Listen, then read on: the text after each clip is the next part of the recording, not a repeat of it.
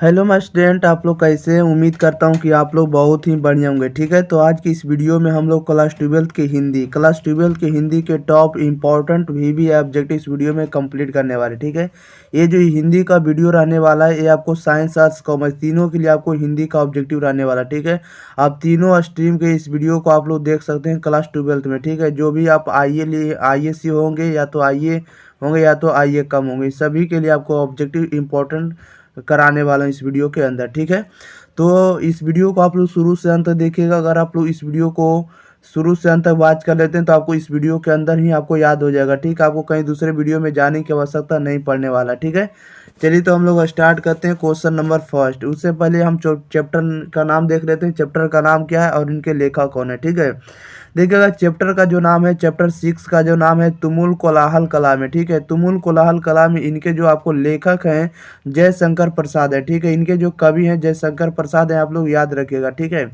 चलिए तो first question की ओर देखते हैं। आप लोग देखिएगा फर्स्ट क्वेश्चन में क्या करा है।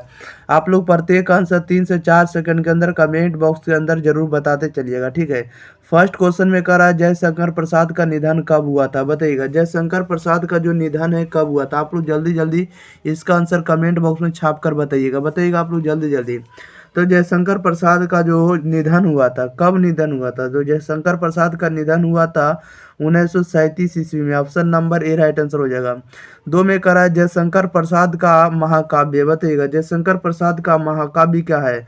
तो जयशंकर प्रसाद का महाकाव्य जो है आपका कात्यायनी है। क्या है, तो कात्यायनी है। Option number A right answer हो जाएगा।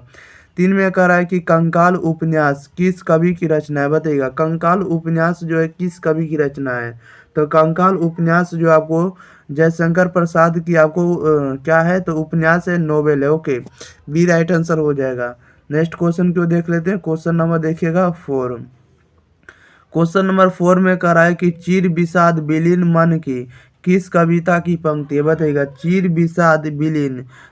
विषाद विलीन की मन किस कविता की पंक्ति है, बताइएगा। तो यह जो कविता लिया गया है, ये आपको लिया गया तुमुल कोलाहल कला से। ठीक है, ये जो पंक्ति आपको लिया गया किस कविता से है, तो तुमुल कोलाहल कला में लिया गया। ठीक है, आपको option number C right answer हो जाएगा। 5 में कह रहा है कि शेर सिंह का शस्त्र समर्पण नामक आख्यानक काव्य किसके द्वारा लिखा गया, बताइएगा शेर सिंह का शस्त्र समर्पण नामक आख्यानक काव्य किसके द्वारा लिखा गया है। तो ये लिखा गया आपको जयशंकर प्रसाद के द्वारा। बी राइट आंसर हो जाएगा। नेक्स्ट क्वेश्चन की ओर बढ़ जाते हैं। क्वेश्चन नंबर देखिएगा 6। क्वेश्चन नंबर 6 में कह रहा है कि आंसू जो है किनकी रचना है, बताइएगा आंसू किसकी रचना। तो आंसू आपको जयशंकर प्रसाद की रचना है। बी राइट आंसर हो जाएगा। क्वेश्चन नंबर देखिएगा 7 कह रहा है जयशंकर प्रसाद ने कौन सी कविता लिखी है, बताइएगा जयशंकर प्रसाद ने जो है कौन सी कविता लिखी है। तो जयशंकर प्रसाद ने तुमुल कोलाहल कला में ये आपको कविता लिखी है। बी राइट आंसर हो जाएगा। 8 में कह रहा है जयशंकर प्रसाद का जन्म कब हुआ था, बताइएगा जयशंकर प्रसाद का जन्म कब हुआ था। तो जयशंकर प्रसाद का जन्म हुआ था 1989 ईस्वी में। सी राइट आंसर हो जाएगा। कब हुआ था, 1989 में इनका जन्म हुआ था जयशंकर प्रसाद जी का। नेक्स्ट क्वेश्चन देख लेते हैं। क्वेश्चन नंबर देखिएगा 9 नंबर में कह रहा है कि जयशंकर प्रसाद के पितामह कौन थे, बताइएगा जयशंकर प्रसाद के पितामह कौन थे। तो जयशंकर प्रसाद के पितामह जो थे वो आपको शिवरत्न साहू थे। कौन थे, Shivratna Sahu. Option number A right answer हो जाएगा। 10 में कह रहा है जयशंकर प्रसाद कितनी वर्ष की अवस्था में पितृविहीन हो गए हुए थे, बताइएगा। कह रहा है जयशंकर प्रसाद कितनी वर्ष की अवस्था में पितृविहीन हुए थे। इसका राइट आंसर बताइएगा क्या हो जाएगा। तो ये हुए थे 12 वर्ष की अवस्था में। बी राइट आंसर हो जाएगा। 11 में कह रहा है जयशंकर प्रसाद हिंदी साहित्य के किस काल के कवि थे, बताइएगा जयशंकर प्रसाद हिंदी साहित्य के किस काल के कवि थे। तो ये आधुनिक काल के कवि थे। सी राइट आंसर हो जाएगा। ठीक है, यानी आधुनिक काल के कवि कौन थे, तो आपको जयशंकर प्रसाद जी हैं। ओके, नेक्स्ट क्वेश्चन की ओर बढ़ जाते हैं। क्वेश्चन नंबर देखिएगा 12 में कह रहा है कि प्रसाद जी की किस कृति में आधुनिक मानव सभ्यता की मार्मिक समीक्षा की गई, बताइएगा प्रसाद जी की किस कृति में आधुनिक मानव सभ्यता की मार्मिक समीक्षा की गई है। तो ये आपको की गई है कामायनी में। किस में की गई, तो कामायनी में की गई। डी राइट आंसर हो जाएगा।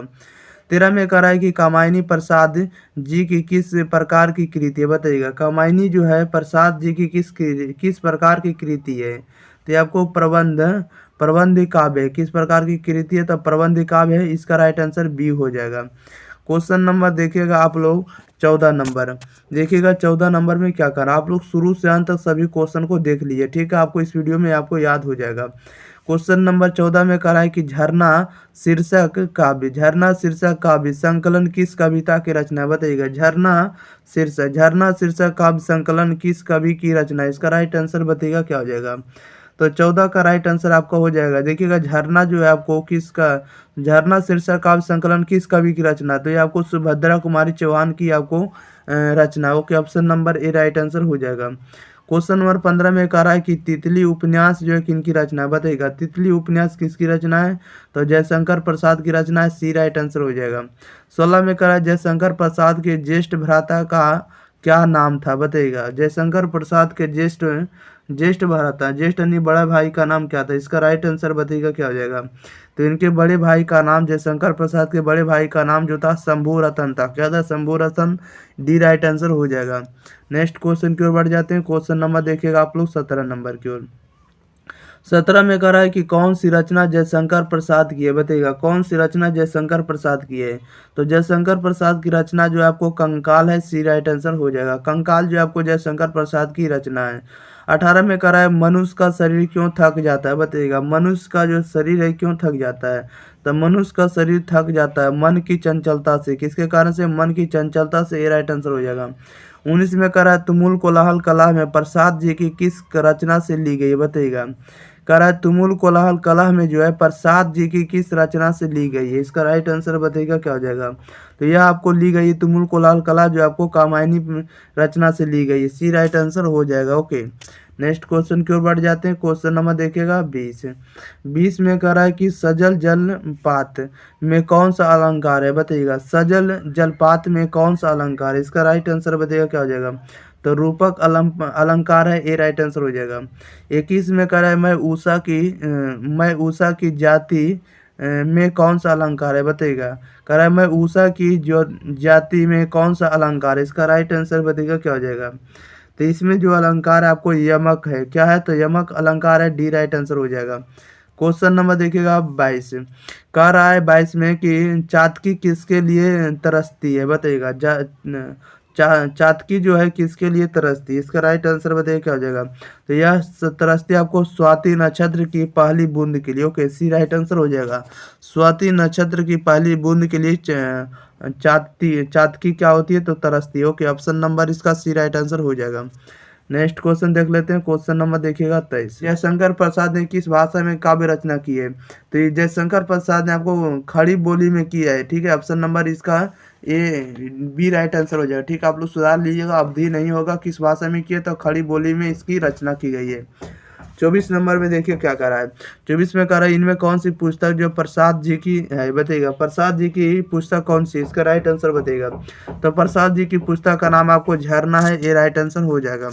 नेक्स्ट क्वेश्चन की ओर बढ़ जाते हैं। क्वेश्चन नंबर देखिएगा आप लोग 25 नंबर की ओर। 25 में कह रहा है जयशंकर प्रसाद की कौन सी कृति अपूर्ण है, बताइएगा।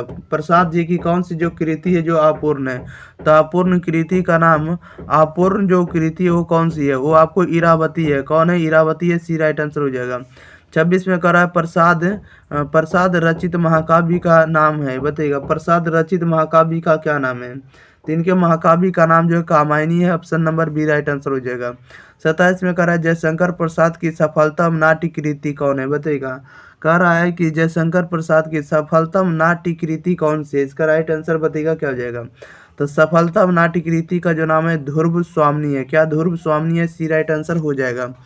नेक्स्ट क्वेश्चन की ओर बढ़ जाते हैं। क्वेश्चन नंबर देखिएगा आप लोग 28 नंबर की ओर। 28 में कह रहा है जयशंकर प्रसाद की किस वाद्य के कवि है, बताइएगा। जयशंकर प्रसाद जो है किस वाद्य के कवि है, इसका राइट आंसर बताइएगा क्या हो जाएगा। तो किस वाद्य के कवि हैं, तो छायावाद के कवि हैं, option number A right answer हो जाएगा। 29 में कह रहा है प्रसाद जी के पिता का क्या नाम है, बताइएगा। प्रसाद जी के पिता का नाम है, क्या था इनके पिता का नाम, तो प्रसाद जी के पिता का जो नाम था आपको देवी प्रसाद क्या था, तो साहू था, क्या था, Devi Prasad Sahu, B right answer हो जाएगा। 30 नंबर में करा प्रसाद जी का जन्म कहाँ हुआ था, बताइएगा। प्रसाद जी का जो जन्म है कहाँ हुआ था, तो प्रसाद जी का जन्म वाराणसी में हुआ था, सी राइट आंसर हो जाएगा। नेक्स्ट क्वेश्चन की ओर बढ़ जाते हैं। क्वेश्चन नंबर देखिएगा 31। 31 में कह रहा है कंकाल क्या है, बताइएगा। कंकाल जो उसमें से आया था, कंकाल क्या था, कंकाल जो एक प्रकार का उपन्यास है, क्या है, उपन्यास है, सी राइट आंसर हो जाएगा। 32 में कह रहा है कि ध्रुव स्वामिनी कैसी कृति है, बताइएगा ध्रुव स्वामिनी जो है कैसी कृति है, तो ध्रुव स्वामिनी एक प्रकार का नाटक है, डी राइट आंसर हो जाएगा। 33 में कह रहा है कि देवी प्रसाद साहू जयशंकर प्रसाद के कौन थे, बताइएगा देवी प्रसाद साहू जो थे जयशंकर प्रसाद के कौन थे, तो देवी प्रसाद साहू जो थे जयशंकर प्रसाद के कौन थे, तो पिता थे, सी राइट आंसर हो जाएगा। ओके पिताजी। नेक्स्ट क्वेश्चन की ओर बढ़ जाते हैं। क्वेश्चन नंबर देखिएगा 34, कह रहा है तुमुल कोलाहल कला में शीर्षक कविता के रचयिता कौन है, बताइएगा तुमुल कोलाहल कला में शीर्षक कविता के रचयिता कौन है, इसका राइट आंसर बताइएगा क्या हो जाएगा। तो तुमुल कोलाहल कला में शीर्षक कविता के रचयिता जो आपको जयशंकर प्रसाद जी हैं, कौन है, Jaishankar Prasad ji, B right answer हो जाएगा। 35 में करा है कि कामायनी के रचयिता कौन है, बताइएगा कामायनी के रचयिता कौन है, तो कामायनी के रचयिता जो आपको जयशंकर प्रसाद जी हैं, कौन है, जयशंकर प्रसाद जी। ऑप्शन नंबर इसका ए राइट आंसर हो जाएगा। ठीक है, नंबर 7 को देखने वाले हैं, ठीक है, इसलिए आप लोग इस वीडियो को शुरू से अंत देखिएगा। आपको जितने भी ऑब्जेक्टिव हम इस वीडियो के अंदर कवर करेंगे सभी ऑब्जेक्टिव हम आपको याद कराने वाला हूँ, इसलिए आप लोग शुरू से अंत तक इस वीडियो पर बने रहिए। ठीक है, अगर आप लोगों को यह चैनल पसंद आता तो चैनल को आप लोग सब्सक्राइब जरूर करें, वीडियो अगर आप लोगों को पसंद आता तो वीडियो को लाइक जरूर करें। ओके चलिए तो हम लोग स्टार्ट करते हैं। इसका पीडीएफ आपको टेलीग्राम चैनल पर मिल जाएगा, ठीक है, वहां से जाकर फ्री में डाउनलोड कर सकते हैं। ठीक है, चलिए तो स्टार्ट करेंगे। उससे पहले हम बताते हैं कि आप लोगों को आंसर 3 से 4 सेकंड के अंदर आना चाहिए। ठीक है, कमेंट बॉक्स में जरूर आंसर बताते चलिएगा, जो भी आंसर अगर आप लोग पढ़े होंगे या तो अगर आपको पहले से जानकारी होगा तो ठीक है, आप लोग बताइएगा जरूर इसका आंसर।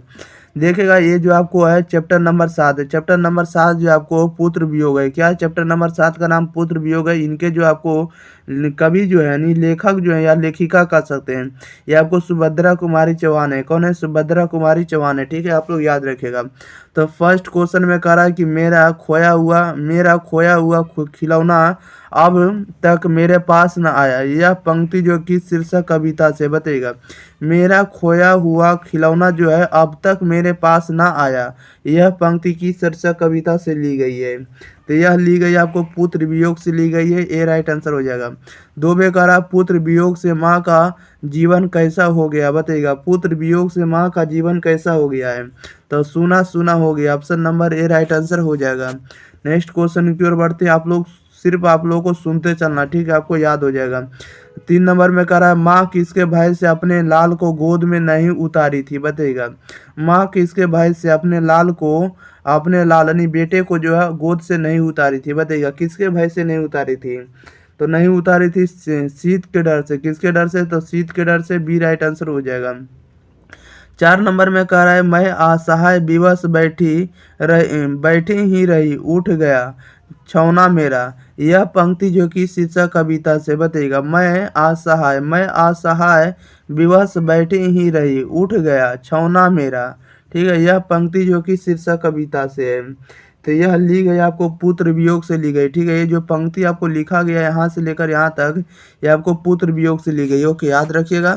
नेक्स्ट क्वेश्चन की ओर बढ़ जाते हैं। क्वेश्चन नंबर 5 में कह रहा है कि पुत्र वियोग शीर्षक कविता की किसकी रचना है, बताइएगा पुत्र वियोग शीर्षक कविता किसकी रचना है, इसका राइट आंसर आप लोग बताइएगा जल्दी जल्दी। पुत्र वियोग शीर्षक कविता किसकी रचना है, तो ये आपको सुभद्रा कुमारी चौहान की रचना है, बी राइट आंसर हो जाएगा। नेक्स्ट क्वेश्चन की ओर बढ़ जाते हैं। क्वेश्चन नंबर देखिएगा 6। क्वेश्चन नंबर 6 में देखिए क्या कह रहा है सुभद्रा कुमारी चौहान का जन्म कहाँ हुआ था, बताइएगा सुभद्रा कुमारी चौहान का जन्म कहाँ हुआ था, तो इनका जो जन्म हुआ था इलाहाबाद में हुआ था। Okay option number C right answer हो जाएगा। 7 में कह रहा सुभद्रा कुमारी चौहान को किस पार्टी का एमएलए चुना गया, बताइएगा सुभद्रा कुमारी चौहान को किस पार्टी का एमएलए चुना गया, इसका राइट आंसर बताइएगा क्या हो जाएगा, तो इसे चुना गया कांग्रेस पार्टी के लिए MLA. Okay option number D right answer हो जाएगा। 8 में कह रहा सुभद्रा कुमारी चौहान किस वर्ग की कवित्री मानी जाती है, बताइएगा सुभद्रा कुमारी चौहान किस वर्ग की कवित्री मानी जाती है, तो ये मानी जाती है राष्ट्रीय भावधारा के कवि, ऑप्शन नंबर इसका बी राइट आंसर हो जाए। ठीक है, यानी राष्ट्रीय भावधारा के कवित्री मानी जाती है सुभद्रा कुमारी चौहान। ओके याद रखिएगा। नेक्स्ट क्वेश्चन की ओर बढ़ जाते हैं। क्वेश्चन नंबर देखिएगा 9 में कह रहा सुभद्रा कुमारी चौहान की कौन सी कृति नहीं, बताइएगा सुभद्रा कुमारी चौहान की कौन सी कृति नहीं है, तो प्रायश्चित जो आपको सुभद्रा कुमारी चौहान की कृति नहीं, याद रखिएगा। क्वेश्चन नंबर 10 में करा सुभद्रा कुमारी चौहान की कौन सी कृति है, बताइएगा सुभद्रा कुमारी चौहान की कौन सी कृति है, तो सुभद्रा कुमारी चौहान की कृति का जो नाम है आपको सभा के खेल। कौन है? सभा के खेल। Option number D right answer हो जाएगा। नेक्स्ट क्वेश्चन बढ़ जाते हैं। क्वेश्चन नंबर देखिएगा 11। 11 नंबर में करा सुभद्रा जी। सुभद्रा जी के साहित्य में अपने युग युग के मूल उद्देश्य उसके भिन्न भिन्न रूप अपनी आमरणहीन प्राकृतिक शैली में प्रकट हुए हैं। यह किसका कथक है? यह बताइए, यह जो कथन है यह किसका कथन है? इसका राइट आंसर बताइएगा। ठीक है, सुभद्रा जी के साहित्य में अपने युग के मूल उद्देश्य, ठीक है, उसके भिन्न भिन्न रूप में अपने आमरणहीन प्राकृत शैली में प्रकट हुए, यह किसका कथन है? तो ये जो कथन है किनका है? तो ये कथन आपको मुक्ति बोध जी का है। ये राइट आंसर हो जाएगा। 12 में करा सुभद्रा कुमारी चौहान जो है, सुभद्रा कुमारी चौहान के अनुसार माँ के लिए अपने मन को समझाना कब कठिन हो जाता है? बताइएगा। सुभद्रा कुमारी चौहान के अनुसार माँ के लिए अपने मन को समझाना कब कठिन हो जाता है? तो देखिएगा, माँ को समझाना तब कठिन हो जाता है जब पुत्र की मृत्यु हो जाता है। ठीक है, पुत्र की मृत्यु होने पर समझाना कठिन हो जाता है। ओके, सी राइट आंसर हो जाएगा। नेक्स्ट क्वेश्चन की ओर बढ़ जाते हैं। क्वेश्चन नंबर देखिएगा 13। 13 नंबर में कह रहा है कि पुत्र वियोग शीर्षक कविता में कवित्री का खिलौना क्या है? बताइएगा। पुत्र वियोग शीर्षक कविता में कवित्री का खिलौना क्या है? इसका राइट आंसर बताइएगा क्या हो जाएगा। तो कवित्री का जो खिलौना आपको क्या है? उनका पुत्र है। 14 में कह रहा है कि सुभद्रा कुमारी चौहान का निधन कैसे हुआ? बताइएगा। सुभद्रा कुमारी चौहान का जो निधन हुआ कैसे हुआ? तो कार दुर्घटना में हुआ। ये राइट आंसर हो जाएगा। नेक्स्ट क्वेश्चन की ओर बढ़ जाते हैं। क्वेश्चन नंबर देखिएगा 15। 15 में कह रहा है कि वर्ग 9 तक की पढ़ाई के बाद शिक्षा अधूरी छोड़कर कौन कवित्री असहयोग आंदोलन में कूद पड़ी थी? बताइएगा। कह रहा है कि वर्ग 9 तक की पढ़ाई के बाद शिक्षा अधूरी छोड़कर कौन कवित्री असहयोग आंदोलन में कूद पड़ी? इसका राइट आंसर बताइएगा क्या हो जाएगा। तो कूद पड़ी थी कौन? तो Subhadra Kumari Chauhan ji. Option number D right answer हो जाएगा। 16 में कह रहा है कि सुभद्रा कुमारी चौहान का जीवन सूना सूना क्यों हो रहा है? बताइएगा। सुभद्रा कुमारी चौहान का जो जीवन है सूना सूना क्यों हो रहा है? इसका राइट आंसर बताइएगा क्या हो जाएगा। तो सूना सूना तब हो रहा है जब पुत्र के असमय निधन के कारण। Option number C right answer हो जाएगा। पुत्र के असमय निधन के कारणों के। नेक्स्ट क्वेश्चन की ओर बढ़ जाते हैं। क्वेश्चन नंबर देखिएगा 17। 17 में कह रहा है कि सुभद्रा कुमारी चौहान स्वयं को असहाय क्यों कहती है? बताइएगा। सुभद्रा कुमारी चौहान जो है स्वयं को असहाय क्यों कहती है? तो स्वयं को असहाय इसलिए कहती है क्योंकि पुत्र वियोग के कारण। Option number B right answer हो जाएगा। 18 में कह रहा पुत्र वियोग कविता में कवित्री के किसके लिए पत्थर को देवता मानकर पूजा की है? बताइएगा। पुत्र वियोग कविता में कवित्री के किसके लिए पत्थर को देवता मानकर पूजा की? इसका राइट आंसर बताइएगा क्या हो जाएगा। तब पूजा की है पुत्र के लिए। ऑप्शन नंबर इसका डी राइट आंसर हो जाएगा। क्वेश्चन नंबर 19 में कह रहा है कि गुलामी का नशा किसकी रचना है? बताइएगा। गुलामी का जो नशा है किसकी रचना है? तो गुलामी का नशा जो आपको ठाकुर रामनाथ सिंह की रचना। ऑप्शन नंबर इसका बी राइट आंसर हो जाएगा। ओके, नेक्स्ट क्वेश्चन की ओर बढ़ जाते हैं। क्वेश्चन नंबर देखिएगा आप लोग 20 नंबर की ओर। 20 में करा सुभद्रा कुमारी चौहान के पति का नाम क्या था? बताइएगा। सुभद्रा कुमारी चौहान के पति का क्या नाम था? इसका राइट आंसर बताइएगा क्या हो जाएगा। तो सुभद्रा कुमारी चौहान के पति का जो नाम था ठाकुर लक्ष्मण सिंह था। Option number A right answer हो जाएगा। 21 में कह रहा है कि बिखरे मोती क्या है? बताइएगा। बिखरे मोती जो क्या था? बिखरे मोती जो आपको कहानी संग्रह है। Okay, option number D right answer हो जाएगा। 22 में कह रहा है कि सरोज स्मृति किसकी रचना है? बताइएगा। सरोज स्मृति जो किसकी रचना है? तो सरोज स्मृति जो आपको निराला जी की रचना। ऑप्शन नंबर इसका बी राइट आंसर हो जाएगा। नेक्स्ट क्वेश्चन की ओर देख लेते हैं। क्वेश्चन नंबर देखिएगा आप लोग 23 नंबर की ओर। 23 नंबर में कह रहा है कि क्रॉस द बेट गर्ल्स, कह रहा है कि Crosthwaite girls school में सुभद्रा कुमारी चौहान की प्रिय मित्र कौन थी? बताइएगा। इसका राइट आंसर क्या हो जाएगा। कह रहा है कि क्रॉथ बेट गर्ल्स स्कूल में सुभद्रा कुमारी चौहान की प्रिय मित्र कौन थी? तो प्रिय मित्र आपको महादेवी वर्मा थी। ये राइट आंसर हो जाएगा। 24 में कह रहा है सुभद्रा कुमारी चौहान का प्रतिनिधि कविता संग्रह कौन है? बताइएगा। सुभद्रा कुमारी चौहान का प्रतिनिधि कविता संग्रह कौन है? तो option number B right answer हो जाएगा, मुकुल है। ओके, 25 में करा सुभद्रा कुमारी चौहान का जन्म कब हुआ? बताइएगा। सुभद्रा कुमारी चौहान का जन्म कब हुआ? तो इनका जन्म 16 अगस्त 1904 को हुआ था। Option number A right answer हो जाएगा। नेक्स्ट क्वेश्चन की ओर बढ़ जाते हैं। क्वेश्चन नंबर देखिएगा 26। 26 में करा सुभद्रा कुमारी चौहान के पिता का नाम क्या था बताइएगा। सुभद्रा कुमारी चौहान के पिता का क्या नाम था? तो सुभद्रा कुमारी चौहान के पिता का नाम था ठाकुर रामनाथ सिंह था। क्या था? ठाकुर रामनाथ सिंह था। Option number C right answer हो जाएगा।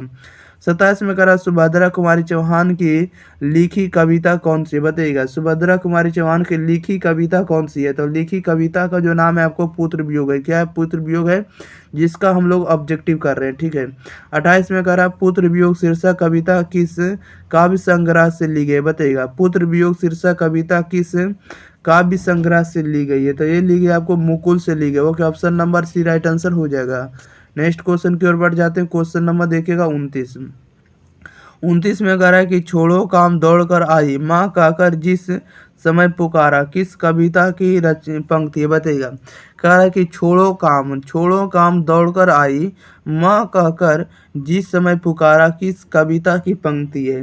तो ये ली गई आपको पुत्र वियोग से ली गई, ठीक है। यानी छोड़ो काम दौड़ कर आई माँ कहकर जो पुकारा गया है वो आपको किस पंक्ति से लिया गया कविता से? तो आपको पुत्र वियोग कविता से ली गई। ओके, 30 में कह रहा है पुत्र वियोग किसकी रचना है बताइएगा। पुत्र वियोग जो किनकी रचना था? पुत्र वियोग आपको सुभद्रा कुमारी चौहान की रचना। Okay, option number A right answer हो जाएगा। चैप्टर नंबर 8 का मोस्ट इंपॉर्टेंट ऑब्जेक्टिव इस वीडियो में कंप्लीट करने वाला हूँ, ठीक है। इसलिए आप लोग इस वीडियो को शुरू से अंत तक वॉच करेंगे।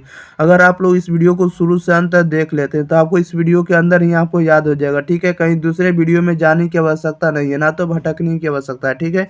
अगर आप लोगों को यह वीडियो पसंद आता है तो वीडियो को लाइक शेयर और चैनल को आप लोग जरूर सब्सक्राइब कर दिएगा, ठीक है। और आप लोग कमेंट बॉक्स में जरूर बताइएगा कि हमारे वीडियो आपको कैसे लगते हैं, ठीक है।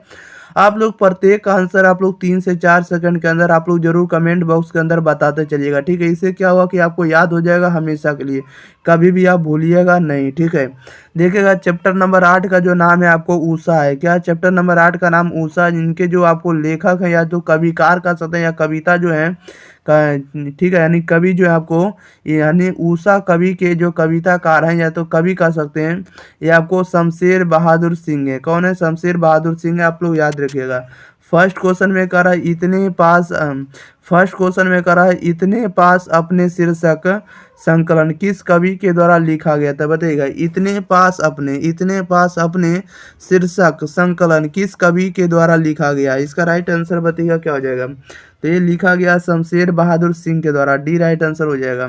2 में कह रहा है शमशेर बहादुर सिंह ने कौन सी कविता लिखी है बताइएगा। शमशेर बहादुर सिंह ने कौन सी कविता लिखी है? तो उषा नामक कविता लिखी। Option number B right answer हो जाएगा। नेक्स्ट क्वेश्चन की ओर देख लेते हैं। क्वेश्चन नंबर देखिएगा 3 नंबर की ओर। 3 में कह रहा है कि शमशेर बहादुर सिंह को हिंदी साहित्य में क्या कहा जाता है बताइएगा। शमशेर बहादुर सिंह को हिंदी साहित्य में क्या कहा जाता है? तो हिंदी साहित्य में कवियों के कवि कहा जाता है। Option number C right answer हो जाएगा। क्वेश्चन नंबर 4 में कह रहा है कवियों के कवि किसे कहा जाता है बताइएगा। कवियों के कवि किसे कहा जाता है? ठीक है, आप लोग जल्दी जल्दी बताइएगा। तो कवियों के कवि किसे कहा जाता है? शमशेर बहादुर सिंह को कहा जाता है। किसे कहा जाता है? शमशेर बहादुर सिंह को कवियों का कवि कहा जाता है। ओके, आप लोग याद रखिएगा, सभी क्वेश्चन आपको पूछे हुए मिल रहे हैं, ठीक है। क्वेश्चन नंबर 5 में कह रहा है शमशेर बहादुर सिंह की प्रतिनिधि कविताएं नामक काव्य कृति का संपादन किसने किया बताइएगा। शमशेर बहादुर सिंह की प्रतिनिधि कविताएं नामक काव्य कृति का संपादन किसने किया है? तो किसने किया है? तो आपको डॉक्टर नामवर सिंह ने किया। Option number C right answer हो जाएगा। 6 नंबर में कह रहा है उषा का जादू कब टूट जाता है बताइएगा। उषा का जो जादू है कब टूट जाता है? तो उषा का जादू टूट जाता है कब? सूर्योदय होने पर, ठीक है। Option number A right answer हो जाएगा। 7 में कह रहा शमशेर बहादुर सिंह ने किस कोश का संपादन किया है बताइएगा। शमशेर बहादुर सिंह ने किस कोश का संपादन किया है? इसका राइट आंसर बताइएगा क्या हो जाएगा। तो किस कोश का संपादन किया? तो उर्दू हिंदी कोश का संपादन किया है। ए सी राइट आंसर हो जाएगा, उर्दू हिंदी कोश का। ओके, नेक्स्ट क्वेश्चन की ओर बढ़ जाते हैं। क्वेश्चन नंबर देखिएगा 8। क्वेश्चन नंबर 8 में कह रहा है शमशेर बहादुर सिंह किस साहित्यकार के समकालीन थे बताइएगा। शमशेर बहादुर सिंह जो है किस साहित्यकार के समकालीन थे? तो ये समकालीन थे नागार्जुन के। Option number D right answer हो जाएगा। 9 में कह रहा शमशेर बहादुर सिंह की रचना किस सप्तक में आनी शुरू हुई बताइएगा। कह रहा है इसमें से कि शमशेर बहादुर सिंह की रचना जो है किस सप्तक में आनी शुरू हुई है? इसका राइट आंसर बताइएगा। तो ये आनी शुरू हुई है दूसरी सप्तक में। Option number B right answer हो जाएगा, दूसरा सप्तक। ओके, नेक्स्ट क्वेश्चन बढ़ जाते हैं। क्वेश्चन नंबर देखिएगा 10। 10 नंबर में देखिए क्या करा, 10 में करा शमशेर बहादुर सिंह ने सोवियत संघ का सदस्य, ठीक है, या तो सोवियत रूस की यात्रा कब की है बताइएगा। शमशेर बहादुर सिंह ने सोवियत रूस की यात्रा कब की है, इसका राइट आंसर बताइएगा क्या हो जाएगा। तो सोवियत रूस की यात्रा कब की है, तो 1978 ईस्वी में की। Option number B right answer हो जाएगा।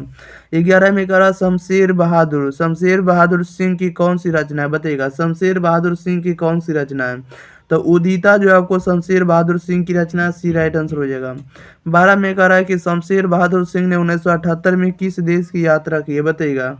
शमशेर बहादुर सिंह ने 1978 में किस देश की यात्रा की है, तो सोवियत रूस की यात्रा की। ऑप्शन नंबर इसका बी राइट आंसर हो जाएगा, रशियन की यात्रा की। ओके, नेक्स्ट क्वेश्चन की ओर बढ़ जाते हैं। क्वेश्चन नंबर देखिएगा 13 नंबर में कह रहा है कि शमशेर बहादुर सिंह ने किस स्थान से बीए किया है बताइएगा। बीए की यानी बैचलर ऑफ आर्ट्स, ठीक है। कह रहा है शमशेर बहादुर सिंह ने किस स्थान से बीए किया है, इसका राइट आंसर बताइए क्या हो जाएगा। तो बीए कहाँ से किए, तो इलाहाबाद से किया। Option number A right answer हो जाएगा। 14 में कह रहा शमशेर बहादुर सिंह का संबंध किस विश्वविद्यालय से रहा है बताइएगा। शमशेर बहादुर सिंह का संबंध जो है किस विश्वविद्यालय से रहा, इसका राइट आंसर बताइएगा। तो इनका संबंध विक्रम विश्वविद्यालय उज्जैन से रहा। ऑप्शन नंबर इसका सी राइट आंसर हो जाएगा। नेक्स्ट क्वेश्चन की ओर बढ़ जाते हैं। क्वेश्चन नंबर देखिएगा 15 में कह रहा उषा कविता में प्रातः काल को किसको समान बताया गया बताइएगा। उषा कविता में प्रातः काल को किसके समान बताया गया, इसका राइट आंसर बताइएगा क्या हो जाएगा। तो ये बताएगा उषा शीर्षक कविता जो है आपको प्रातः काल किसके समान बताया गया, तो नीले शंख के समान बताया गया। ऑप्शन नंबर इसका बी राइट आंसर हो जाएगा। 16 में करा है प्राकृतिक वर्णन से संबंधित कविता कौन सी बताइएगा। प्राकृतिक वर्णन से संबंधित कविता कौन सी है, तो उषा है। Option number B right answer हो जाएगा। 17 में करा दूसरा सप्ताह का प्रकाशन कब हुआ बताइएगा। दूसरा सप्ताह का प्रकाशन वर्ष क्या है, इसका राइट आंसर बताइएगा क्या हो जाएगा। तो दूसरा सप्ताह का प्रकाशन वर्ष जो आपको 1957 है। ऑप्शन नंबर इसका बी राइट आंसर हो जाएगा। नेक्स्ट क्वेश्चन की ओर बढ़ जाते हैं। क्वेश्चन नंबर देखिएगा 18 नंबर में देखिए क्या करा। जैसा कि आप लोग 18 नंबर में देख रहे हैं, आप लोग इसका आंसर भी बताने का प्रयास करेंगे, ठीक है। 18 नंबर में कह रहा है कि शमशेर बहादुर सिंह का जन्म कब हुआ था बताइएगा। शमशेर बहादुर सिंह का जो जन्म हुआ था कब हुआ था, तो शमशेर बहादुर सिंह का जन्म 13 जनवरी 1911 को हुआ था। Option number A right answer हो जाएगा। 19 में कह शमशेर बहादुर सिंह की पत्नी का नाम क्या है बताइएगा। शमशेर बहादुर सिंह की पत्नी का नाम क्या है, तो शमशेर बहादुर सिंह की पत्नी का नाम जो है आपको धर्म देवी है। क्या धर्म देवी, बी राइट आंसर हो जाएगा। 20 में कह रहा है कि कौन सी कृति शमशेर बहादुर सिंह की है बताइएगा। कौन सी कृति जो है शमशेर बहादुर सिंह की है, तो option number C right answer हो जाएगा, ठीक है। काल कह रहा है कि काल मुझसे होड़ है मेरी, ठीक है। ये आपको शमशेर बहादुर सिंह की कृति है, काल तुझसे होड़ है मेरी, ठीक है। आप लोग देख लीजिएगा दोबारा। नेक्स्ट क्वेश्चन बढ़ जाते हैं। क्वेश्चन नंबर देखिएगा आप लोग 21। क्वेश्चन नंबर 21 में जैसा कि आप लोग देख रहे हैं, देखिएगा क्वेश्चन नंबर 21 में आप लोगों को यहाँ दिख रहा होगा। इसमें से कह रहा है कि नील जल में या किसी की गौर झिलमिल दे जैसे हिल रही है हो, ठीक है। यह पंक्ति जो है कि शीर्षक कविता से है। कह रहा है कि नील जल में या किसी की गौर झिलमिल दे जैसे हिल रही हो। यह जो ली गई है ये किस कविता से ली गई है। ये जो पंक्ति आपको ली गई, नील जल में या किसी की गौर झिलमिल दे जैसे हिल रही हो, यह पंक्ति किस कविता से ली गई बताइएगा। तो ये ली गई, आप लोगों को भी पता होगा कि उषा चैप्टर से ली गई। Option number B right answer हो जाएगा, ठीक है। क्वेश्चन नंबर 22 में कह रहा है शमशेर बहादुर सिंह की रचना निम्न में कौन है बताइएगा। शमशेर बहादुर सिंह की रचना निम्न में कौन सी है, तो कह रहा है कि शमशेर बहादुर सिंह की रचना जो है आपको कौन सी है, तो option number D right answer हो जाएगा, टूटी हुई बिखरी हुई जो आपको रचना है, आपको शमशेर बहादुर सिंह की रचना है। क्वेश्चन नंबर देखिएगा आप लोग 23 नंबर की ओर, ठीक है। देखिएगा 23 नंबर में क्या करा है। जैसा कि आप लोग 23 नंबर में देख रहे हैं, 23 नंबर में करा है कि प्रभातकालीन आकाश जो है कैसा दिखता है बताइएगा। प्रभातकालीन आकाश जो है कैसा है, इसका राइट आंसर आप लोग जल्दी बताइएगा। प्रभातकालीन आकाश कैसा, तो प्रभातकालीन आकाश का जो रंग है नीले शंख जैसा। Option number B right answer हो जाएगा। 24 में कह रहा है कि किसका जादू टूटता है बताइएगा। किसका जादू टूटता है, इसका राइट आंसर बताइएगा। तो उषा का जादू टूटता है, ये राइट आंसर हो जाएगा। 25 में कह रहा है उषा शीर्षक कविता के कवि कौन है बताइएगा। उषा शीर्षक कविता के कवि हैं कौन है, तो Shamsher Bahadur Singh ji, option number D right answer हो जाएगा। नेक्स्ट क्वेश्चन की ओर बढ़ जाते हैं। क्वेश्चन नंबर देखिएगा 26। जैसा कि 26 में आप लोग देख रहे हैं, 26 में कह रहा है कि चुका भी नहीं हूँ मैं का रचयिता कौन है, बताइएगा। चुका भी नहीं हूँ मैं के रचयिता कौन है, इसका राइट आंसर बताइएगा।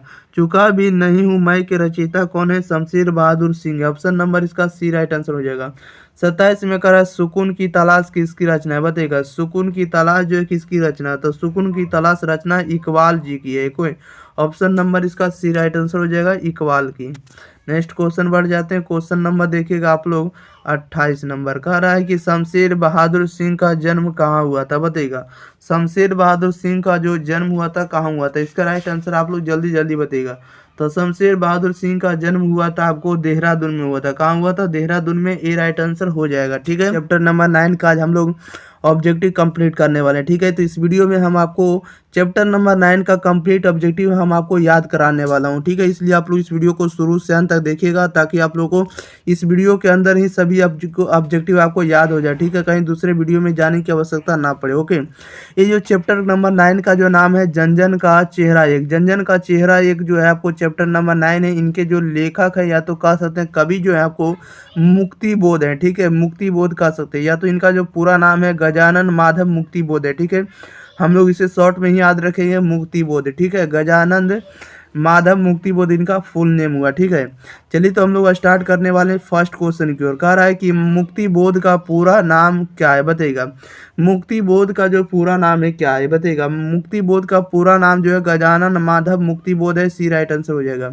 2 नंबर में कह रहा है दानव दुरात्मा एक मानव की एक आत्मा है। ठीक है, यह पंक्ति की शीर्षक कविता की, बताइएगा। दुर्मान, तो इसमें से 2 नंबर में कह रहा है कि दानव दुरात्मा एक मानव की आत्मा एक है, यह जो पंक्ति है किस शीर्षक कविता की है, तो ये ली गई है, किसे ली गई आप लोगों को भी पता होगा, तो ये ली गई जन का चेहरा एक से। Okay, option number A right answer हो जाएगा। जन का चेहरा एक से ये ली गई है, दानव दुरात्मा एक मानव की आत्मा एक। ठीक है, ये आपको कविता का नाम हुआ। ओके, नेक्स्ट क्वेश्चन की ओर बढ़ जाते हैं। क्वेश्चन नंबर देखिएगा 3 में कह रहा है कि मुक्ति बोध ने एमए किस विषय से किया था, बताइएगा। मुक्ति बोध ने एमए जो किए थे किस विषय से किए थे, तो एमए जो किए थे किस विषय से किए थे आप लोग बताइएगा। तो हिंदी विषय से किए थे, ये राइट आंसर हो जाएगा। 4 में कह रहा है मुक्ति बोध का जन्म स्थल कहाँ है, बताइएगा। मुक्ति बोध का जन्म स्थल कहाँ है, इसका राइट आंसर बताइएगा। तो मुक्ति बोध का जन्म स्थल जो है आपको सयोपुर है। कहाँ है, तो सयोपुर है, option number B right answer हो जाएगा। 5 नंबर में कह रहा है हिंदी साहित्य में गजानन माधव मुक्ति बोध का उदय कैसे कवि के रूप में हुआ है, बताइएगा।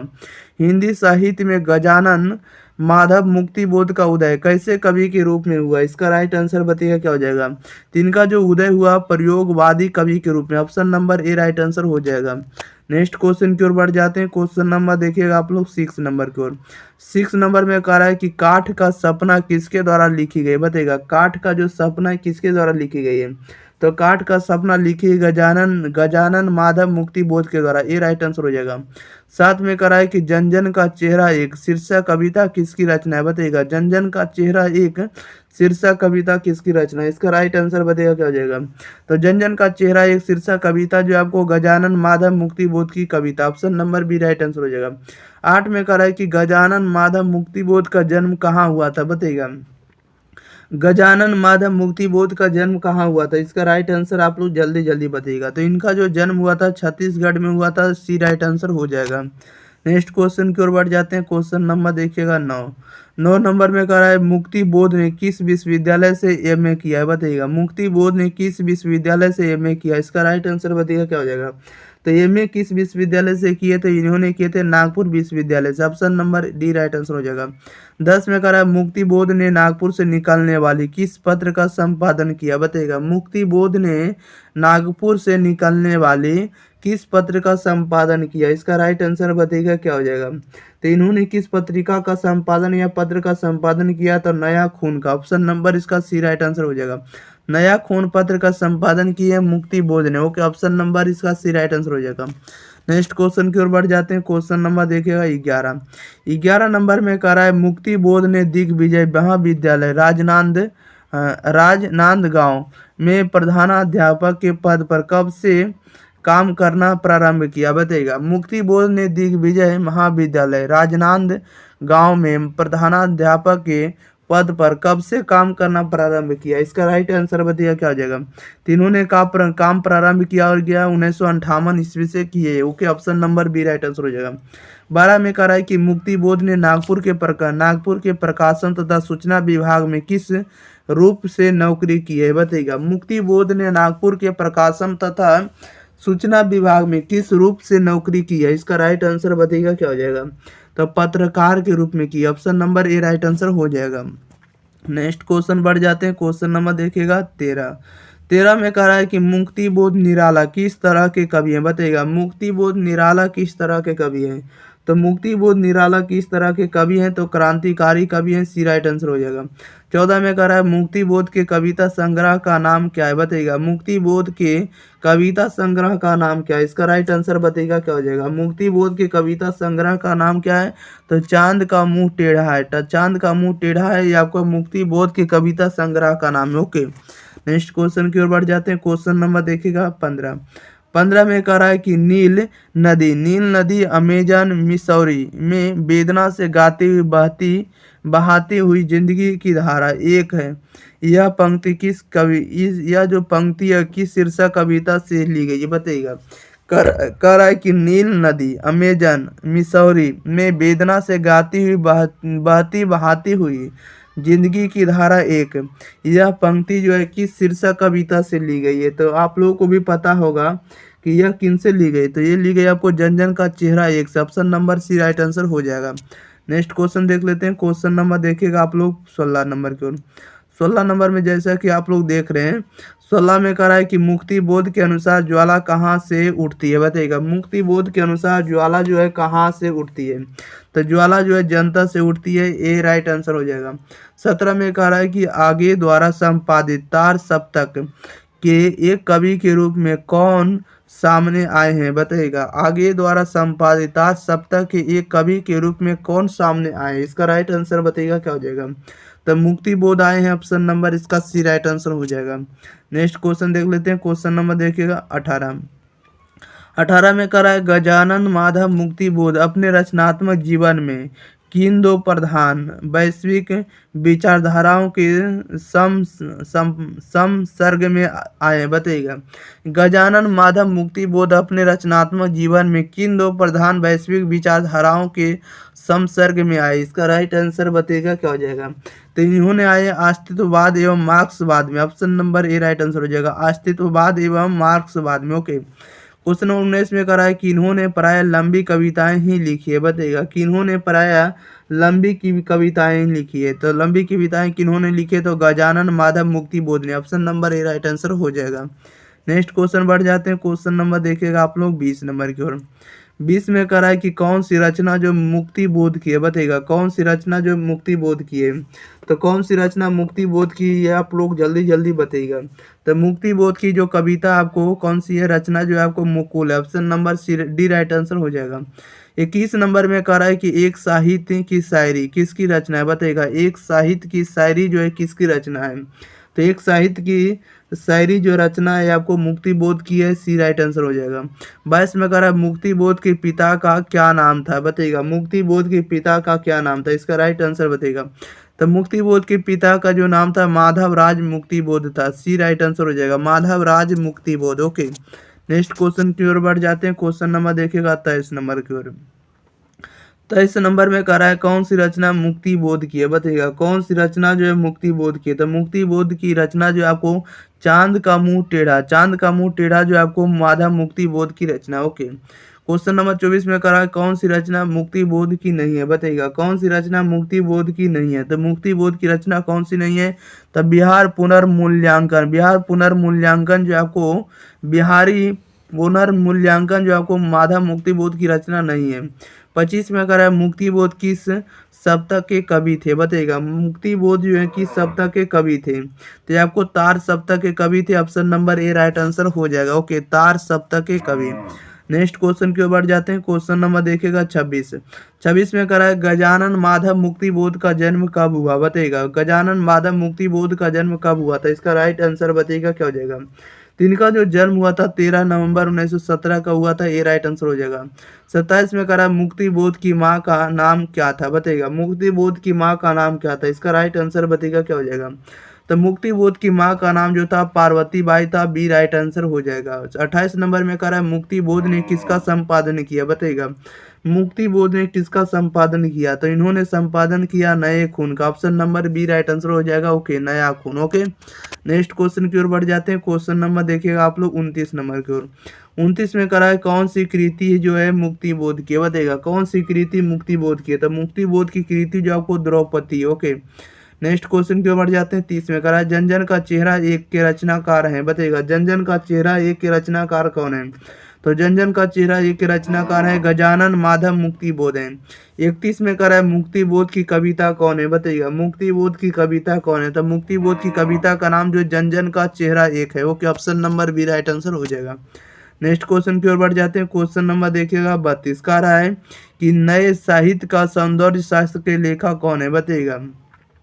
कह रहा है कि नए साहित्य का सौंदर्य शास्त्र के लेखक कौन है, इसका राइट आंसर बताइएगा क्या हो जाएगा। नए सौंदर्य शास्त्र के लेखक कौन है, तब मुक्ति बोध है, option number B right answer हो जाएगा। 33 में कह रहा है कि कामायनी एक पुनर्विचार के रचयिता कौन है, बताइएगा। कामायनी एक पुनर्विचार के रचयिता कौन है, इसका राइट आंसर बताइएगा। तो कामायनी एक पुनर्विचार के रचयिता जो आपको मुक्ति बोध है, सी राइट आंसर हो जाएगा। ओके, चैप्टर नंबर 10 जिसका नाम है अधिनायक। ठीक है, इसका आज हम लोग 35 ऑब्जेक्टिव इस वीडियो में कंप्लीट आपको हम याद कराने वाला हूँ। ठीक है, इसलिए आप लोग इस वीडियो के अंदर आप लोग शुरू से अंत तक बने रहिएगा। ठीक है, अगर आप लोग इस चैनल पर पहली बार आए, चैनल को सब्सक्राइब नहीं किया, तो चैनल को आप लोग जरूर सब्सक्राइब कर दें, वीडियो को एक बार जरूर लाइक कर दिएगा। ठीक है, चलिए तो हम लोग स्टार्ट करते हैं। उससे पहले हम बता दें कि ये जो आपको चैप्टर नंबर 10 का जो नाम है अधिनायक, इनके जो आपको कविता जो कविकार है जो है निरचनाकार जो आपको रघुवीर शाह है। कौन है, अधिनायक के जो कविकार है निरचनाकार जो है आपको रघुवीर शाह है। ओके, आप लोग याद रखिएगा।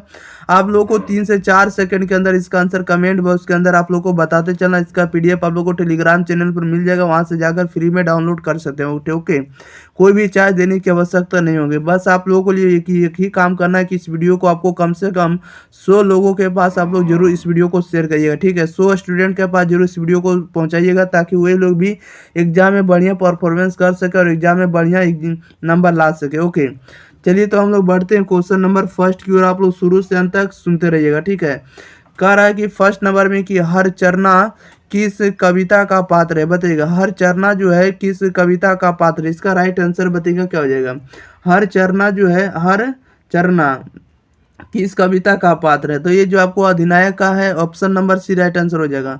2 में कह रहा है कि रघुवीर सहाय के पिता क्या थे, बताइएगा। रघुवीर सहाय के पिता क्या थे, तो रघुवीर सहाय के पिता जो थे शिक्षक थे, सी राइट आंसर हो जाएगा।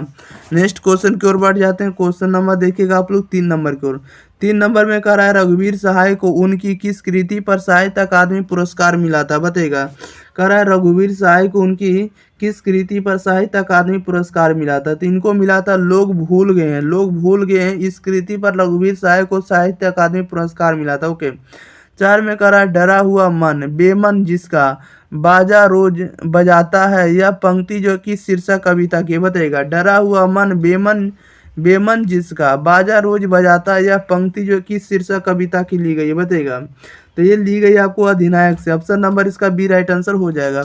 नेक्स्ट क्वेश्चन की ओर बढ़ जाते हैं। क्वेश्चन नंबर देखिएगा 5 में कह रहा है कि अधिनायक कैसी कविता है, बताइएगा। अधिनायक जो है कैसी कविता, तो अधिनायक जो आपको व्यंग्य कविता, ऑप्शन नंबर इसका बी राइट आंसर हो जाएगा।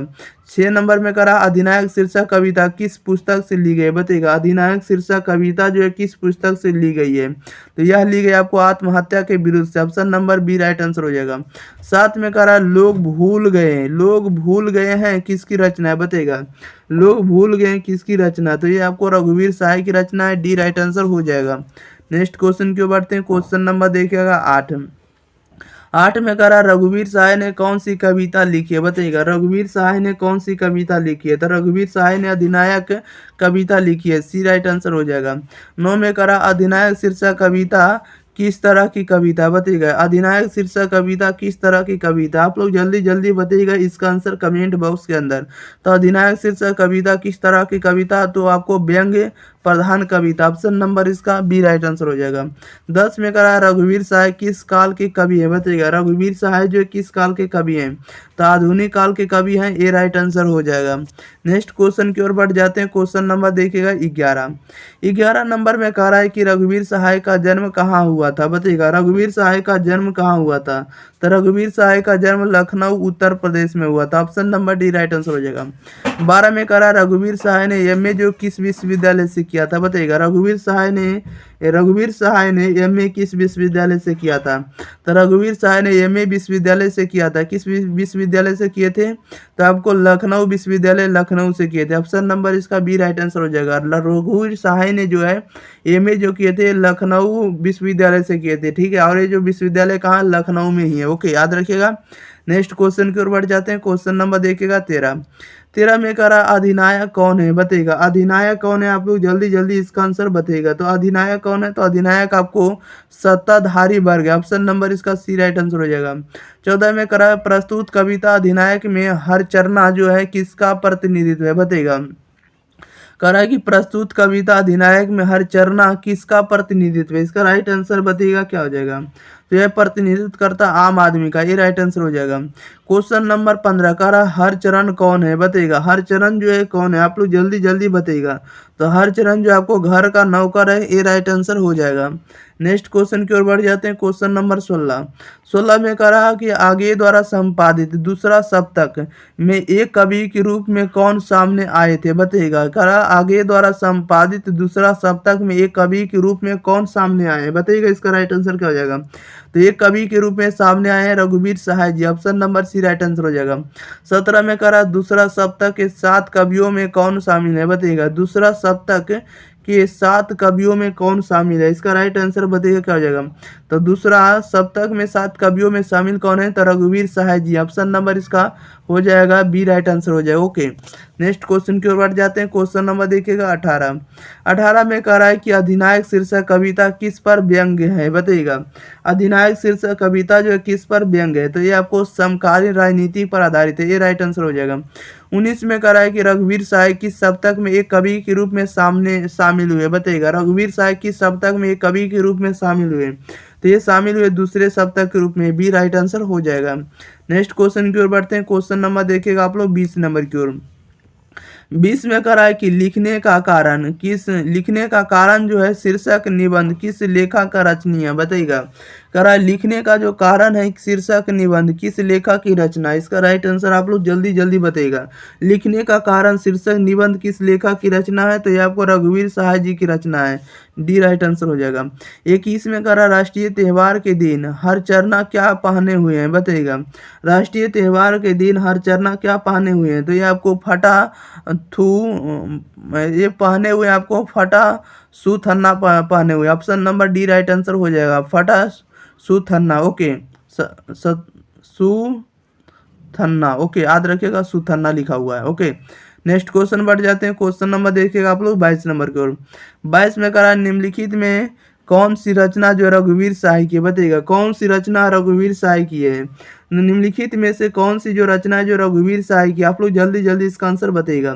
तो रघुवीर सहाय की रचना जो है आपको वे लोग भूल गए हैं, ये आपको रघुवीर सहाय की रचना को याद रखेगा। क्वेश्चन नंबर 23 में कह रहा है रघुवीर सहाय नई दिल्ली से निकलने वाले किस अखबार के विशेष संवाददाता थे, बताइएगा। रघुवीर सहाय नई दिल्ली से निकलने वाले किस अखबार के विशेष संवाददाता थे, इसका राइट आंसर बताइएगा क्या हो जाएगा। तो ये थे नवभारत टाइम्स के, option number A right answer हो जाएगा।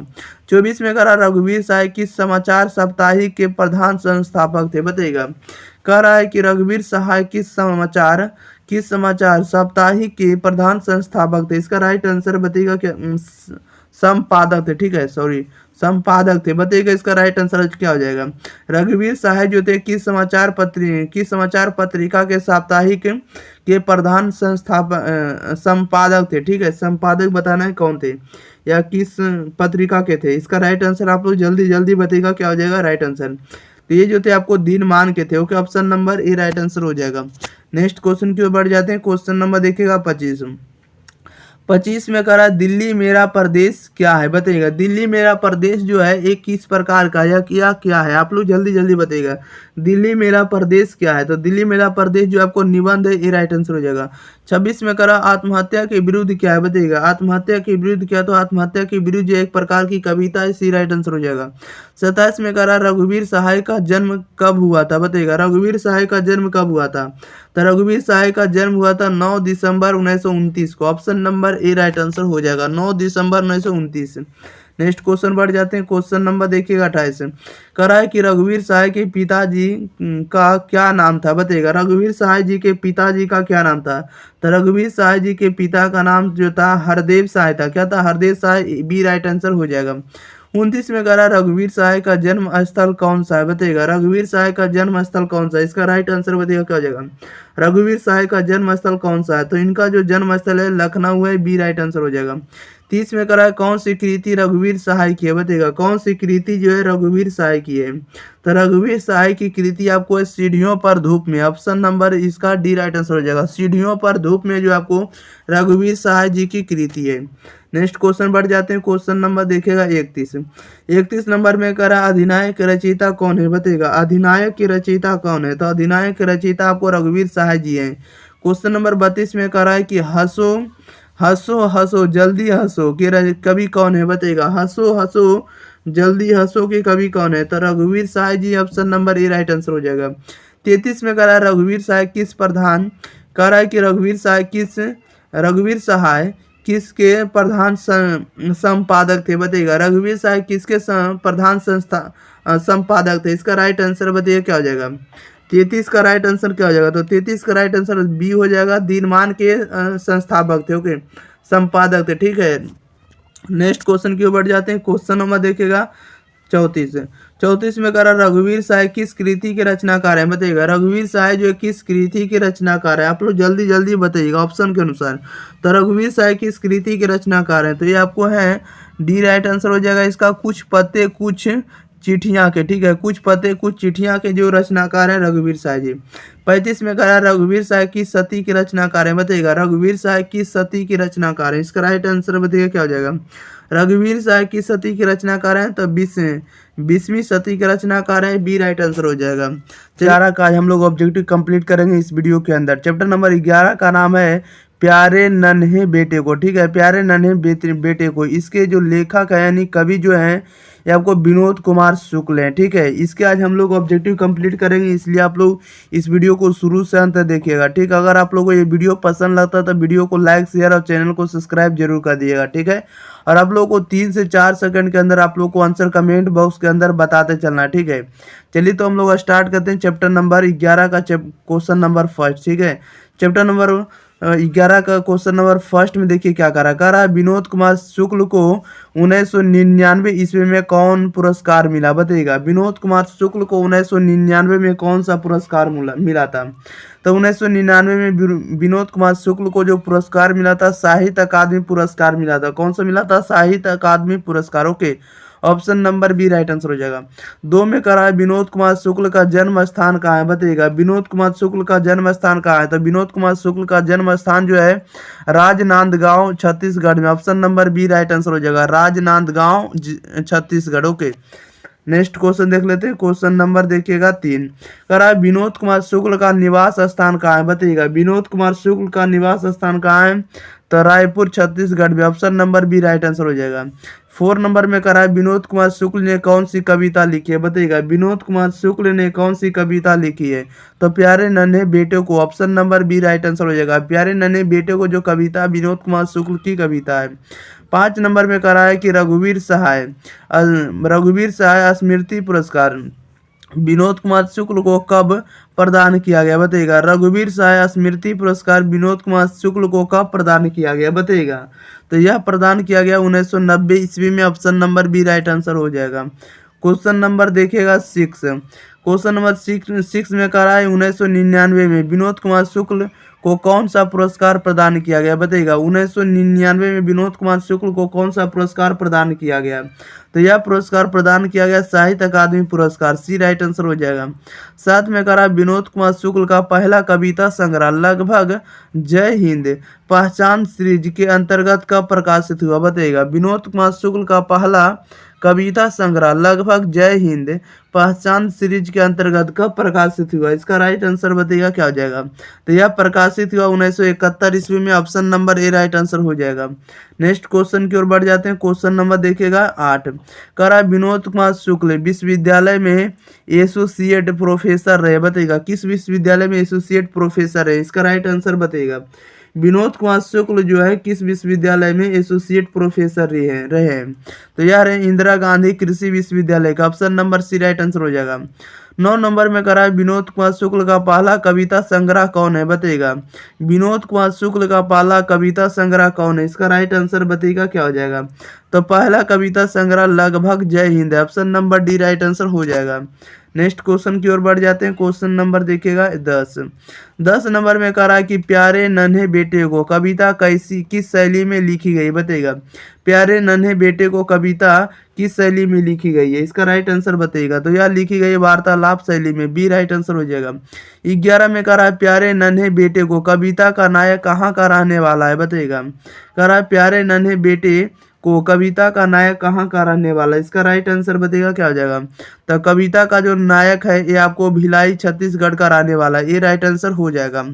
नेक्स्ट क्वेश्चन की ओर बढ़ जाते हैं। क्वेश्चन नंबर देखिएगा 12 में कह रहा है विनोद कुमार शुक्ल 20वीं सदी के किस दशक में एक कवि के रूप में सामने आए हैं, बताइएगा। कह रहा है विनोद कुमार शुक्ल जो है 20वीं शताब्दी के किस दशक में एक कवि के रूप में सामने आए हैं, इसका राइट आंसर बताइएगा क्या हो जाएगा। तो इन्होंने सामने आए हैं 7वें 8वें दशक में, option number C right answer हो जाएगा। 13 नंबर में करा है विनोद कुमार शुक्ल की रचना महाविद्यालय साहित्य की किस विधा का संग्रह है, बताइएगा। करा विनोद कुमार शुक्ल की रचना महाविद्यालय साहित्य की किस विधा का संग्रह, इसका राइट आंसर बताइएगा क्या हो जाएगा। तो यह संग्रह जो है आपको कहानी संग्रह, महाविद्यालय किस प्रकार की संग्रह, कहानी संग्रह है, बी राइट आंसर हो जाएगा। नेक्स्ट क्वेश्चन की ओर बढ़ जाते हैं। क्वेश्चन नंबर 14 में कह रहा है कि कौन सा उपन्यास जो विनोद कुमार शुक्ल द्वारा लिखित है, बताइएगा। कौन सा उपन्यास विनोद कुमार शुक्ल द्वारा लिखित है, तो नौकर की कमीज जो है, नौकर की कमीज आपको विनोद कुमार शुक्ल के द्वारा लिखी गई उपन्यास है, ओके। क्वेश्चन नंबर 15 में कह रहा है कि पेड़ पर कमरा जो है अनुवाद किस भाषा में हुआ है, बताइएगा। पेड़ पर कमरा का अनुवाद जो है किस भाषा में हुआ, तो इसका जो अनुवाद हुआ है आपको इतालवी भाषा में हुआ, option number B right answer हो जाएगा, इतालवी भाषा में। नेक्स्ट क्वेश्चन की ओर बढ़ जाते हैं। क्वेश्चन नंबर देखिएगा आप लोग 16 नंबर की ओर। 16 नंबर में कह रहा है कि कौन सी कृति विनोद कुमार शुक्ल की है, बताइएगा। कौन सी कृति विनोद कुमार शुक्ल की है, तो विनोद कुमार शुक्ल की कृति जो है आपको सब कुछ बचा रहेगा, सब कुछ बचा हुआ कृति विनोद कुमार शुक्ल की है, ओके। 17 में कह रहा है निम्न में कौन कविता संकलन विनोद कुमार शुक्ल का है, बताइएगा। कौन सा कविता संकलन विनोद कुमार शुक्ल का, तो विनोद कुमार शुक्ल का कविता संकलन कौन सा है, तो ऑप्शन नंबर ए हो जाएगा राइट आंसर। वह आदमी नया गर्म कोट पहनकर चला गया विचार की तरह, ठीक है। ये आपको विनोद कुमार शुक्ल का कविता संकलन है, ओके। क्वेश्चन नंबर देखिएगा 18 नंबर में कह रहा है कि एक तार लोहे का लंबा लकड़ी के दो खंभों पर तना बंधा हुआ बाहर, यह पंक्ति जो कि शीर्षक कविता से उद्धृत है, बताइएगा। एक तार लोहे का लंबा लकड़ी के दो खंभों पर तना जो है बंधा हुआ बाहर है, यह जो पंक्ति है एक किस शीर्षक कविता से ली गई है, इसका राइट आंसर बताइएगा। तो आप लोगों को भी पता होगा कि ये जो ली गई है ये किस शीर्षक कविता से ली गई है, तो यह ली गई आपको प्यारे नन्हे बेटे से, option number C right answer हो जाएगा। 19 में कह रहा है विनोद कुमार शुक्ल का जन्म कहाँ हुआ था, बताइएगा। विनोद कुमार शुक्ल का जन्म कहाँ हुआ, छत्तीसगढ़ में, डी राइट आंसर हो जाएगा। क्वेश्चन नंबर 20 में करा है विनोद कुमार शुक्ल का जन्म कहाँ हुआ था, आप लोग जल्दी विनोद कुमार शुक्ल का जन्म हुआ था आपको छत्तीसगढ़ में, और यहाँ पूछ रहा है कि कब हुआ था, बताइएगा। विनोद कुमार शुक्ल का जन्म जो हुआ था कब हुआ था, तो इनका जो जन्म हुआ था आपको 1 जनवरी 1937 को हुआ था, ये राइट आंसर हो जाएगा। नेक्स्ट क्वेश्चन की ओर बढ़ जाते हैं। क्वेश्चन नंबर देखिएगा 21, कह रहा है प्यारे नन्हे बेटे को शीर्षक कविता किस कविता संकलन से संकलित है, बताइएगा। प्यारे नन्हे बेटे को शीर्षक कविता किस कविता संकलन से संकलित है, इसका राइट आंसर बताइएगा क्या हो जाएगा। तो यह जो संकलित है आपको, वह आदमी नया गरम कोट पहनकर चला गया, इससे संकलित आपको प्यारे नन्हे बेटे, ठीक है। क्वेश्चन नंबर 22 में कह रहा है कि मेहनत कश और औरत को कवि ने किस रूप में देखा है, बताइएगा। कह रहा है कि मेहनत कश और औरत को कवि ने किस रूप में देखा, इसका राइट आंसर बताइएगा। तो कवि किस रूप में देखा है, तो लोहा के रूप में, बी राइट आंसर हो जाएगा। ओके, नेक्स्ट क्वेश्चन की ओर बढ़ जाते हैं। क्वेश्चन नंबर देखेगा 23 नंबर में देखिए, कह रहा है कि कौन सी कृति जो विनोद कुमार शुक्ल की है, बताइएगा। कौन सी कृति विनोद कुमार शुक्ल की है, तो विनोद कुमार शुक्ल की कृति कौन सी, आप लोग जल्दी जल्दी बताइएगा। तो 23 का राइट आंसर ये हो जाएगा, दीवार में एक खिड़की रहती थी, ये आपको विनोद कुमार शुक्ल की कृति है। 24 में कह रहा है विनोद कुमार शुक्ल की किस कृति पर मनी कौल ने फिल्म बनाई थी, बताइएगा। विनोद कुमार शुक्ल की किस कृति पर मनी कौल ने फिल्म बनाई थी, इसका राइट आंसर बताइएगा क्या हो जाएगा। तो इन्होंने बनाई थी नौकर की कमीज पर, सी राइट आंसर हो जाएगा। नेक्स्ट क्वेश्चन की ओर बढ़ जाते हैं। क्वेश्चन नंबर देखिएगा 25 में कह रहा है कि पत्नी बिटिया को क्या करती है, बताइएगा। पत्नी बिटिया को क्या करती है, इसका राइट आंसर बताइएगा क्या हो जाएगा। तो ये क्या करती है, तो समझाती है, option number D right answer हो जाएगा। 26 में कह रहा है कि पत्नी बिटिया को क्या करता है, बताइएगा। कह रहा है कि पिता बिटिया को क्या करता है, इसका राइट आंसर बताइएगा क्या हो जाएगा। पिता बिटिया को क्या करता है, तो ये आपको सिखलाता है, सी राइट आंसर हो जाएगा। 27 में कह रहा है प्यारे नन्हे बेटे को कविता में लोहा किसका प्रतीक है, बताइएगा। प्यारे नन्हे बेटे में कविता में लोहा जो है किसका प्रतीक है, तो लोहा आपको कर्म का प्रतीक है, सी राइट आंसर हो जाएगा।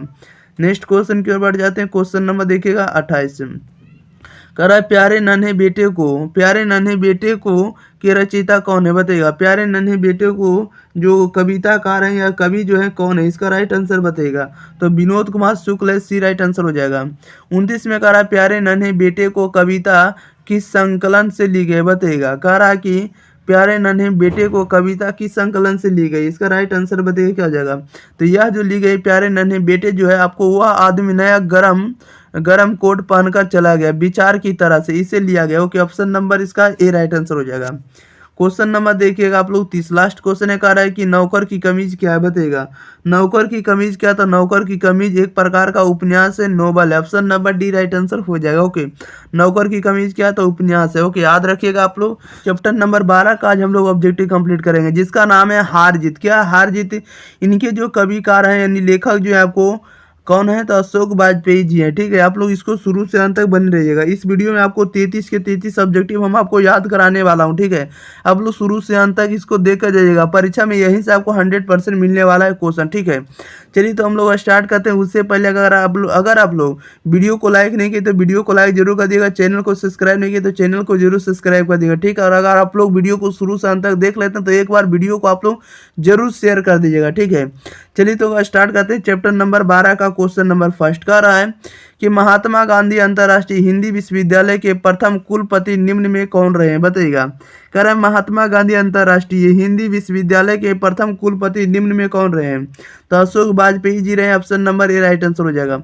2 में कह रहा है कि साम्यवादी किससे लड़ रहा है, बताइएगा। साम्यवादी जो है किससे लड़ रहा है, तो ये आपको पूंजीवादी से लड़ रहा है, option number A right answer हो जाएगा, पूंजीवादी से। ओके, नेक्स्ट क्वेश्चन की ओर बढ़ जाते हैं। क्वेश्चन नंबर देखिएगा 3 नंबर में कह रहा है अशोक वाजपेयी ने राज्य की सेवा किस रूप में की है, बताइएगा। अशोक वाजपेयी ने राज्य की सेवा किस रूप में की है, तो भारतीय प्रशासनिक सेवा के रूप में, option number A right answer हो जाएगा। 4 में कह रहा है अशोक वाजपेयी का मूल निवास स्थान कहाँ है, बताइएगा। अशोक वाजपेयी का मूल निवास स्थान कहाँ है, तो सागर मध्य प्रदेश में, option number A right answer हो जाएगा। नेक्स्ट क्वेश्चन की ओर बढ़ जाते हैं। क्वेश्चन नंबर देखिएगा 5, कह रहा है कि किसकी विजय हुई सेना की नागरिकों की पंक्ति जो है किस पाठ से ली गई, बताइएगा। कह रहा है कि किसकी विजय हुई सेना की नागरिकों की पंक्ति किस पाठ से ली गई है, तो यह ली गई आपको हार जीत चैप्टर से, option number A right answer हो जाएगा। क्वेश्चन नंबर 6 में कह रहा है कहीं नहीं वही, कह रहा है कि कहीं नहीं वही कविता संग्रह किसके द्वारा रचित है बताइएगा, कहीं नहीं वही कविता संग्रह किसके द्वारा रचित है, तो यह अशोक वाजपेयी द्वारा रचित है, बी राइट आंसर हो जाएगा। नेक्स्ट क्वेश्चन की ओर बढ़ जाते हैं। क्वेश्चन नंबर देखिएगा 7। 7 नंबर में देखिए क्या कह रहा है अशोक वाजपेयी ने कौन सी कविता लिखी है बताइएगा, अशोक वाजपेयी ने कौन सी कविता लिखी है, तो इन्होंने हार जीत लिखी है, option number B right answer हो जाएगा। 8 में कह रहा है अशोक वाजपेयी की माँ का नाम क्या था बताइएगा, अशोक वाजपेयी की माँ का नाम क्या था, इसका राइट आंसर बताइए क्या हो जाएगा, अशोक वाजपेयी की माँ का नाम क्या था, तो निर्मला देवी था, option number C right answer हो जाएगा। 9 नंबर में कह रहा अशोक वाजपेयी का जन्म कहाँ हुआ था बताइएगा, अशोक वाजपेयी का जन्म कहाँ हुआ था, अशोक वाजपेयी का जन्म हुआ था दुर्ग छत्तीसगढ़ में, ऑप्शन नंबर क्या हो जाएगा, बी राइट आंसर हो जाएगा, दुर्ग छत्तीसगढ़ में। ओके, नेक्स्ट क्वेश्चन की ओर बढ़ जाते हैं। क्वेश्चन नंबर देखिएगा 10। 10 में कह रहा है कि हार जीत कविता वाजपेयी के लिए कविता संकलन से ली गई बताइएगा, कह रहा है कि हार जीत कविता वाजपेयी के लिए कविता संकलन से ली गई है, ये जो कविता ली गई हार जीत एक किस कविता संकलन से ली गई है, हार जीत जो ली गई कविता जो है ये किस कविता संकलन से ली गई है, तो ये ली गई आपको कहीं नहीं वही, option number A right answer हो जाएगा, कहीं नहीं वही से आपको हार जीत ली गई। ओके, 11 में कह रहा है अशोक वाजपेयी ने किस विश्वविद्यालय से बीए किया है बताइएगा, कह रहा है कि अशोक वाजपेयी ने किस विश्वविद्यालय से बीए किया, तो इन्होंने बीए किया आपको सागर विश्वविद्यालय से, डी राइट आंसर हो जाएगा। क्वेश्चन नंबर देखिएगा 12, कह रहा अशोक वाजपेयी ने किस कॉलेज से एमए किया है बताइएगा, अशोक वाजपेयी ने किस कॉलेज से एमए किया है, तो एमए जो किए हैं अशोक वाजपेयी किस कॉलेज से किए, तो इन्होंने किए एमए जो किया आपको सेंट स्टीफेंस कॉलेज दिल्ली से किया, ठीक है, सेंट स्टीफेंस कॉलेज दिल्ली से किए एमए अशोक वाजपेयी। ओके, याद रखिएगा। नेक्स्ट क्वेश्चन की ओर बढ़ जाते हैं। क्वेश्चन नंबर देखिएगा 13। 13 में कह रहा हारजीत शीर्षक कविता किस प्रकार की रचना है बताइएगा, हारजीत शीर्षक कविता जो किस प्रकार की रचना है, इसका राइट आंसर आप लोग जल्दी जल्दी बताइएगा, हारजीत शीर्षक कविता जो किस प्रकार की रचना है, तो ये जो रचना है आपको गद्य कविता, option number A right answer हो जाएगा। 14 में कह रहा अशोक वाजपेयी किस विश्वविद्यालय के कुलपति रह चुके हैं बताइएगा, अशोक वाजपेयी किस विश्वविद्यालय के कुलपति रह चुके हैं, तो ये रह चुके आपको महात्मा गांधी अंतर्राष्ट्रीय हिंदी विश्वविद्यालय के। ओके, महात्मा गांधी अंतर्राष्ट्रीय हिंदी विश्वविद्यालय के अशोक वाजपेयी जो है कुलपति रह चुके हैं, ठीक है, याद रखिएगा। नेक्स्ट क्वेश्चन की ओर बढ़ जाते हैं। क्वेश्चन नंबर देखिएगा 15। 15 में कह रहा हारजीत कविता में उत्सव कौन मना रहे हैं बताइएगा, हारजीत कविता में उत्सव कौन मना रहे हैं, तो उत्सव मना रहे हैं शासक दल मना रहे हैं, इसका राइट आंसर सी हो जाएगा। 16 में कह रहा हारजीत कैसी कविता है बताइएगा, हारजीत जो है कैसी कविता है, तो हारजीत आपका तो गद्य कविता बी राइट आंसर हो जाएगा। नेक्स्ट क्वेश्चन की ओर बढ़ जाते हैं। क्वेश्चन नंबर देखिएगा आप लोग 17। 17 में कह रहा हारजीत कविता में किसका प्रश्न उठाया गया बताइएगा, हारजीत कविता में किसका प्रश्न उठाया गया है, तो हार का उठाया गया, बी राइट आंसर हो जाएगा। 18 में कह रहा अशोक वाजपेयी जी ने कहाँ रहकर स्वतंत्र लेखन किया था बताइएगा, हारजीत कह रहा अशोक वाजपेयी जी ने कहाँ रहकर स्वतंत्र लेखन किया था, तो स्वतंत्र लेखन कहाँ रहकर किया था, तो दिल्ली में रहकर, बी राइट आंसर हो जाएगा। 19 में कह रहा है कौन सी रचना अशोक वाजपेयी की है बताइएगा, कौन सी रचना जो है अशोक वाजपेयी की है, तो अशोक वाजपेयी की रचना कौन सी है, तो उम्मीद का दूसरा नाम जो है आपको अशोक वाजपेयी की रचना है। ओके, उम्मीद का दूसरा नाम। ओके, नेक्स्ट क्वेश्चन की ओर बढ़ जाते हैं। क्वेश्चन नंबर देखिएगा 20। 20 में कह रहा है कि एक पतंग अनंत में किसकी रचना है बताइएगा, एक पतंग अनंत में किसकी रचना है, तो यह रचना जो आपको अशोक वाजपेयी की रचना, ये राइट आंसर हो जाएगा। 21 में कह रहा है कौन सा काव्य संग्रह अशोक वाजपेयी द्वारा रचित नहीं है बताइएगा, कौन सा काव्य संग्रह अशोक वाजपेयी द्वारा रचित नहीं है, तो गंगा तट आपको जो अशोक वाजपेयी द्वारा रचित रचना काव्य संग्रह नहीं हो, याद रखेगा। 22 में कह रहा तत्पुरुष समास जो है, तत्पुरुष किसकी रचना है बताइएगा, तत्पुरुष जो है किसकी रचना, आप लोग जल्दी जल्दी बताइएगा, तत्पुरुष किसकी रचना, तो अशोक वाजपेयी की रचना, डी राइट आंसर हो जाएगा। नेक्स्ट क्वेश्चन की ओर बढ़ जाते हैं। क्वेश्चन नंबर देखिएगा आप लोग 23 नंबर की ओर। 23 नंबर में कह रहा है कि इसमें 23 नंबर में कह रहा है कि इबारत से गिरी मात्राएं शीर्षक कविता संग्रह किसकी रचना है बताइएगा, इबारत से गिरी मात्राएं जो है शीर्षक कविता किसकी रचना है, तो यह रचना आपको अशोक वाजपेयी की रचना है, बी राइट आंसर हो जाएगा। 24 में कह रहा है कि वे उत्सव मना रहे हैं, इसमें वे किसके लिए आया है बताइएगा, कह रहा है कि वे उत्सव मना रहे हैं, इसमें वे जो प्रयोग हुआ है किसके लिए आया है, तो वे नागरिक के लिए प्रयोग हुआ, option number D right answer हो जाएगा। क्वेश्चन नंबर देखिएगा 25। 25 में कह रहा है कि मशक वाला क्या कर रहा है बताइएगा, मशक वाला जो क्या कर रहा है, तो मशक वाला सड़क सींच रहा है, ये राइट आंसर हो जाएगा। नेक्स्ट क्वेश्चन की ओर बढ़ जाते हैं। क्वेश्चन नंबर देखिएगा 26 नंबर में करा अशोक वाजपेयी का जन्म कब हुआ था बताइएगा, अशोक वाजपेयी का जन्म कब हुआ था, आप लोग जल्दी जल्दी बताइएगा। तो अशोक वाजपेयी का जन्म हुआ था 16 जनवरी 1941 को, option number A right answer हो जाएगा। 27 में करा अशोक वाजपेयी की पिता का नाम क्या था बताइएगा, अशोक वाजपेयी के पिता का नाम क्या था, तो अशोक वाजपेयी के पिता का नाम था Parmanand Vajpeyi, option number B right answer हो जाएगा। अशोक वाजपेयी के पिता का नाम क्या था, Parmanand Vajpeyi, option number B right answer हो जाएगा। क्वेश्चन नंबर देखिएगा आप लोग 28 नंबर में कह रहा है कि कौन सी कृति जो अशोक वाजपेयी की नहीं है बताइएगा, कौन सी कृति अशोक वाजपेयी की नहीं है, आप लोग जल्दी जल्दी बताइएगा कौन सी कृति अशोक वाजपेयी की नहीं है। तो अशोक वाजपेयी की कृति नहीं है Konark, option number C right answer हो जाएगा। 29 में कह रहा है कि कौन सी कृति अशोक वाजपेयी की है बताइएगा, कौन सी कृति जो है अशोक वाजपेयी की है, तो अशोक वाजपेयी की कृति कौन सी है, तो कभी कह गया, कभी कह गया, कभी कह गया है, ये आपको अशोक वाजपेयी की कृति आप लोग याद रखेंगे। ओके, क्वेश्चन नंबर बढ़ जाते हैं हम लोग 30 नंबर की ओर। क्वेश्चन नंबर 30 में कह रहा है कि हारजीत कविता के रचयिता है बताइएगा, हारजीत कविता के रचयिता कौन है, तो हारजीत कविता के जो रचयिता आपको अशोक वाजपेयी है, option number A right answer हो जाएगा। 31 में कह रहा है अशोक वाजपेयी ने किस पत्रिका का संपादन किया है बताइएगा, अशोक वाजपेयी ने किस पत्रिका का संपादन किया है, तो इन्होंने किया आपको पूर्व ग्रह का, ऑप्शन नंबर इसका डी राइट आंसर हो जाएगा। 32 में कह रहा है कि घास में दुबका आकाश किसकी कृति है बताइएगा, घास में दुबका आकाश किसकी कृति है, आप लोग जल्दी जल्दी बताएंगे। घास में दुबका आकाश किसकी कृति है, तो ये कृति आपको अशोक वाजपेयी जी की है, option number D right answer हो जाएगा। क्वेश्चन नंबर देखेंगे हम लोग 33, लास्ट क्वेश्चन है। क्वेश्चन नंबर 33 में करा अशोक वाजपेयी किस काल के कवि हैं बताइएगा, अशोक वाजपेयी जो है किस काल के कवि है, तो अशोक वाजपेयी जो आपको आधुनिक काल के कवि हैं, डी राइट आंसर हो जाएगा। अशोक वाजपेयी किस काल के कवि हैं, तो आधुनिक काल के कवि हैं। ओके, याद रखिएगा। चैप्टर नंबर 13 का आज हम लोग कंप्लीट ऑब्जेक्ट इस वीडियो में याद करने वाले हूँ, ठीक है। इसलिए आप लोग इस वीडियो को शुरू से अंत तक वॉच करिएगा, ताकि आपको इस वीडियो के अंदर ही आपको सभी ऑब्जेक्टिव याद हो जाए, ठीक है। ये जो चैप्टर नंबर 13 का जो नाम है आपको गाँव का घर है, क्या है, तो गाँव का घर। इनके जो आपको कवि जो है आपको कौन है, या कविताकार कह सकते हैं, जो आपको ज्ञानेंद्र पति है, ठीक है। गाँव का घर जो है, गांव का घर के जो आपको लेखक है या तो कवि जो है आपको ज्ञानेंद्र पति है, ठीक है। इसलिए आप लोग इसको याद रखिएगा। अब देखिए, जो भी ऑब्जेक्टिव बताएंगे सारे आपको एग्जाम ओरिएंटेड बताएंगे, सारे आपको 2023 के लेटेस्ट एग्जाम का, ठीक है।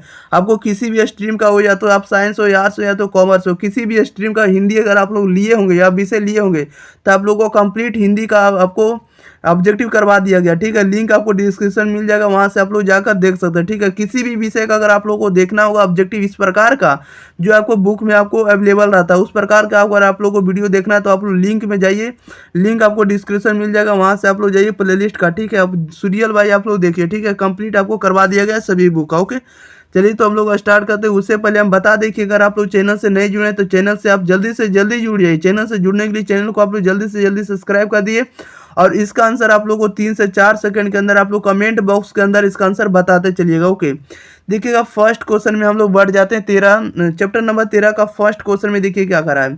कह रहा है कि पंचायती राज में जैसे खो गए पंच परमेश्वर, यह पंक्ति जो है किस शीर्षक कविता से है बताइएगा। कह रहा है कि पंचायती राज में जैसे खो गए पंच परमेश्वर, यह पंक्ति जो है किस शीर्षक कविता से ली गई है, तो यह ली गई है आपको गाँव के घर से, option number A right answer हो जाएगा। 2 में कह रहा है कि ज्ञानेंद्र पति का जन्म स्थल कहाँ है बताइएगा, ज्ञानेंद्र पति का जन्म स्थल कहाँ है, तो इनका जन्म स्थल जो गोड़ा झारखंड है, option number A right answer हो जाएगा। आप लोग याद रखिएगा, ठीक है। चलिए तो क्वेश्चन नंबर देख लेते हैं 3 नंबर की ओर। 3 नंबर में देखिए क्या करा है। कह रहा है कि ज्ञानेंद्र पति के माता पिता का नाम क्या है बताइएगा, ज्ञानेंद्र पति के माता पिता का क्या नाम है, तो ज्ञानेंद्र पति के माता का नाम जो सरला देवी और पिता का नाम देवेंद्र प्रसाद चौबे है। ओके, याद रखिएगा, ज्ञानेंद्र पति के माता का नाम सरला देवी और क्या माता का नाम क्या है, तो सरला देवी, और पिता का जो नाम है देवेंद्र प्रसाद चौबे है। ओके, आप लोग याद रखिएगा, option number A right answer हो जाएगा। 4 में कह रहा है कि ज्ञानेंद्र पति किस प्रशासनिक पद पर थे बताइएगा, ज्ञानेंद्र पति जो थे किस प्रशासनिक पद पर थे, तो ये आपको काराधीक्षक के पद पर थे, option number C right answer हो जाएगा। नेक्स्ट क्वेश्चन की ओर बढ़ जाते हैं। क्वेश्चन नंबर देखिएगा 5 में कह रहा है कि पंचायती राज में क्या खो गया है बताइएगा, पंचायती राज में जो है क्या खो गया, तो पंचायती राज में पंच परमेश्वर खो गया, सी राइट आंसर हो जाएगा। क्वेश्चन नंबर 6 में क्या आ रहा है कि ज्ञानेंद्र पति बिहार लोकसभा आयोग द्वारा चयनित होकर किस पद पर पद स्थापित हुए थे, बताइएगा। ज्ञानेंद्र पति बिहार लोक सेवा आयोग द्वारा चयनित होकर यानी सेलेक्ट होकर किस पद पर पद स्थापित हुए थे, इसका राइट आंसर बताइएगा। तो ये आपको स्थापित हुए थे काराधीक्षक के पद पर, बी राइट आंसर हो जाएगा। साथ में कह रहा है कि ज्ञानेंद्र पति ने कौन सी कविता लिखी है, बताइएगा। ज्ञानेंद्र पति ने कौन सी कविता लिखी है, तो गांव का घर इसका कविता ज्ञानेंद्र पति का। ओके, आप लोग याद रखिएगा कि गांव का घर जो कविता ज्ञानेंद्र पति की कविता, option number B right answer हो जाएगा। नेक्स्ट क्वेश्चन की ओर बढ़ जाते हैं। क्वेश्चन नंबर देखिएगा आप लोग 8 नंबर की ओर। 8 नंबर में कह रहा है कि ज्ञानेंद्र पति किस काल के कवि हैं, बताइएगा। ज्ञानेंद्र पति जो किस काल के कवि हैं, तो आपको आधुनिक काल के कवि हैं, सी राइट आंसर हो जाएगा। क्वेश्चन नंबर 9 में कह रहा है कि ज्ञानेंद्र पति 20वीं सदी के किस दशक में उदित हुए थे, बताइएगा। ज्ञानेंद्र पति जो है 20वीं शताब्दी के किस दशक में उदित हुए थे, इसका राइट आंसर बताइए क्या हो जाएगा। तो 8वें दशक में हुए थे, ऑप्शन नंबर इसका सी राइट आंसर हो जाएगा, 8वें दशक में। 10 में कह रहा है कि ज्ञानेंद्र पति के पति का नाम क्या है, बताइएगा। ज्ञानेंद्र पति के पति का नाम क्या है, इसका राइट आंसर बताइएगा क्या हो जाएगा। आप लोग जल्दी जल्दी बताइएगा, ठीक है। 10 का राइट आंसर क्या हो जाएगा, तो 10 का राइट आंसर ऑप्शन नंबर ए हो जाएगा, देवेंद्र प्रसाद चौबे हो जाएगा। ओके, नेक्स्ट क्वेश्चन की ओर बढ़ जाते हैं। क्वेश्चन नंबर देखिएगा आप लोग, देखिएगा सॉरी क्वेश्चन नंबर इसमें से 10 जो इसमें से सुधार लीजिएगा, यहाँ पर आप लोग पिता कर देंगे, ठीक है। ज्ञानेंद्र पति के पति जो लिखा हुआ है यहाँ पर पिता का, ज्ञानेंद्र पति के पिता का क्या नाम था, तो इनके पिता का नाम जो था देवेंद्र प्रसाद चौबे था। ओके, यहाँ पर मिस्टेक आ गया, लिख लीजिएगा, आप लोग सुधार लीजिएगा। हम लोग आगे बढ़ गए थे, नहीं देखे थे, ठीक है। क्वेश्चन नंबर देखिए 11 कह रहा है कि ज्ञानेंद्र पति बीए तथा अंग्रेजी में एमए किस विश्वविद्यालय से की है, बताइएगा। ज्ञानेंद्र पति बीए तथा अंग्रेजी में एमए किस विश्वविद्यालय से की है, इसका राइट आंसर बताइएगा क्या हो जाएगा। तीनों ने आपको जो बीए जो किए और अंग्रेजी में एमए जो किए किस विश्वविद्यालय से किए, तो पटना विश्वविद्यालय पटना से किए, सी राइट आंसर हो जाएगा। 12 में कह रहा है कि ज्ञानेंद्र पति ने हिंदी में एमए किस विश्वविद्यालय से किया, बताइएगा। ज्ञानेंद्र पति ने हिंदी में एमए किस विश्वविद्यालय से किया, इसका राइट आंसर बताइएगा क्या हो जाएगा। तो हिंदी जो किए किस विश्वविद्यालय से किए, इसका राइट आंसर बताइएगा। तो इन्होंने जो किया आपको बिहार विश्वविद्यालय Muzaffarpur, option number D right answer हो जाएगा। नेक्स्ट क्वेश्चन की ओर बढ़ जाते हैं। क्वेश्चन नंबर देखिएगा 13। क्वेश्चन नंबर 13 में कह रहा है कि ज्ञानेंद्र पति को उनकी किस रचना के लिए 2006 में साहित्य अकादमी पुरस्कार प्रदान किया गया, बताइएगा। ज्ञानेंद्र पति को उनकी किस रचना के लिए 2006 में साहित्य अकादमी पुरस्कार प्रदान किया गया, इसका राइट आंसर बताइएगा। तो यह प्रदान किया गया आपको सेंसयात्मा के लिए, option number A right answer हो जाएगा।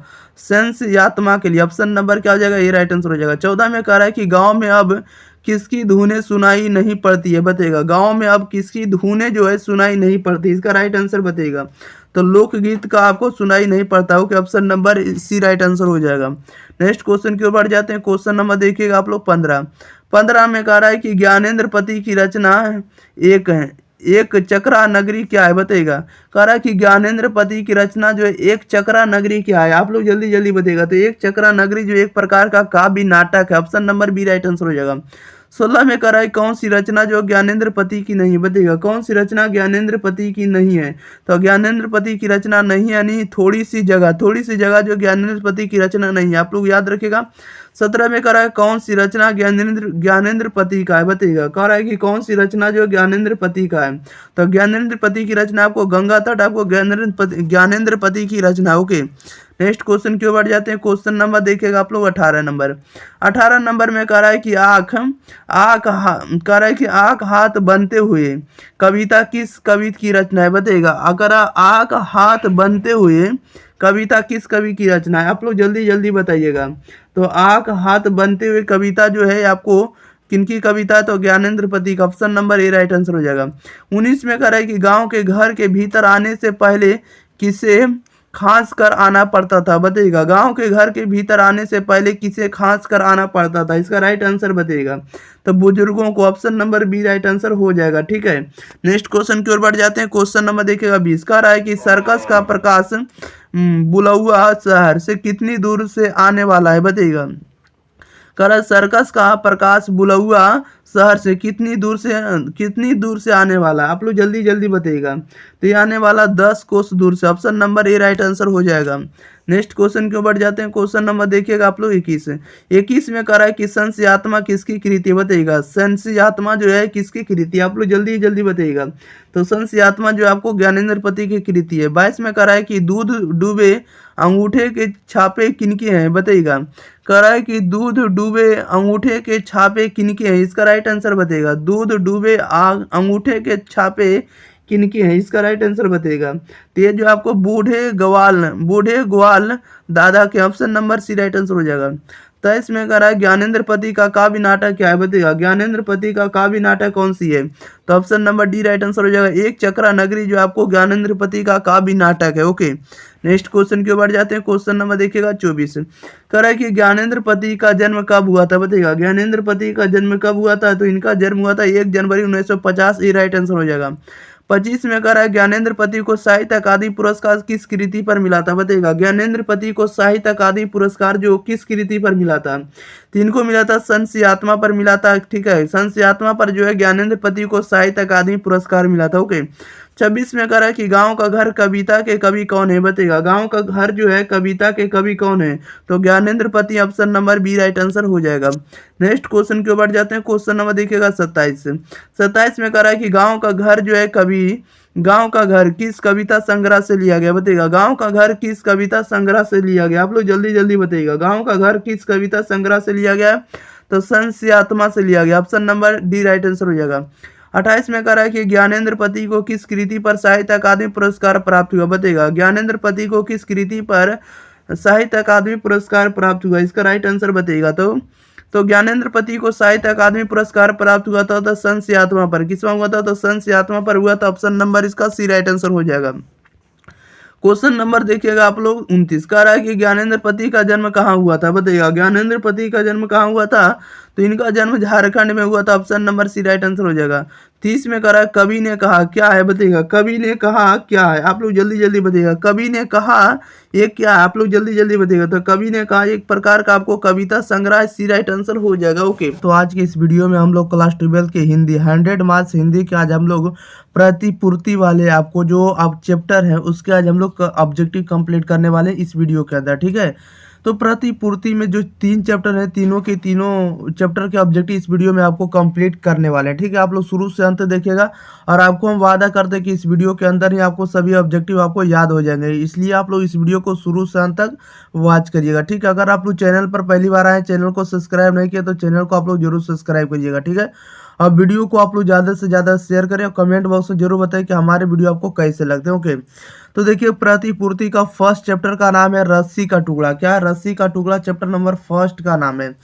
तो फर्स्ट नंबर में देखिए क्या कर रहा है। फर्स्ट नंबर में कह रहा है कि अपने लेखन में मोपांसा ने कैसे समाज में चाल चरित्र को बेपर्दा किया है बताइएगा। कह रहा है आप लोग को 3 से 4 सेकंड में आंसर भी बताते चलना है प्यारे भाइयों। ठीक है, फर्स्ट नंबर में कह रहा था कि अपने लेखन में मोपांसा ने कैसे समाज में चाल चरित्र को बेपर्दा किया है, तो किस प्रकार से किया, तो ये कि आपको बुजुर्गुआ से किया है। कैसे किया, तो बुजुर्गुआ से। ठीक है, बुजुर्गुआ से, option number B right answer हो जाएगा।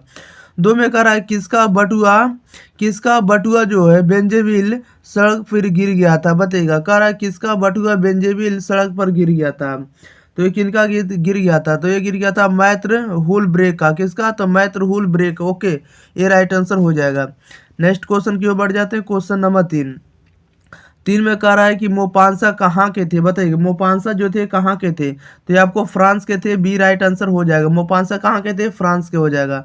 4 में कह रहा है कि रस्सी का टुकड़ा के रचनाकार हैं बताइएगा। रस्सी के टुकड़ा का रचनाकार कौन है, तो रस्सी का टुकड़ा के रचनाकार हैं गाई डी मोपांसा है। कौन है, Guy de Maupassant, option number B right answer हो जाएगा। ओके, क्वेश्चन नंबर 5 में कह रहा है कि कहानी विद्या को आधुनिक रूप देने में किनका स्मरणीय योगदान है बताइएगा। कह रहा है कहानी विद्या को आधुनिक रूप देने में किनका स्मरणीय योगदान है बताइएगा। इसका राइट आंसर क्या हो जाएगा, तो 5 का राइट आंसर ए हो जाएगा, मोपांसा का योगदान है। मोपांसा का जो योगदान है कहानी विद्या में आधुनिक रूप देने का स्मरणीय योगदान दिया जाता है। ठीक है, यानी सबसे ज्यादा योगदान है।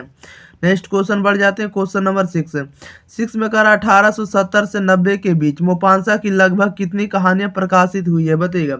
1870 से 90 के बीच मोपांसा की लगभग कितनी कहानियां प्रकाशित हुई है? तो 300 कहानियां प्रकाशित हुई है, सी राइट आंसर हो जाएगा।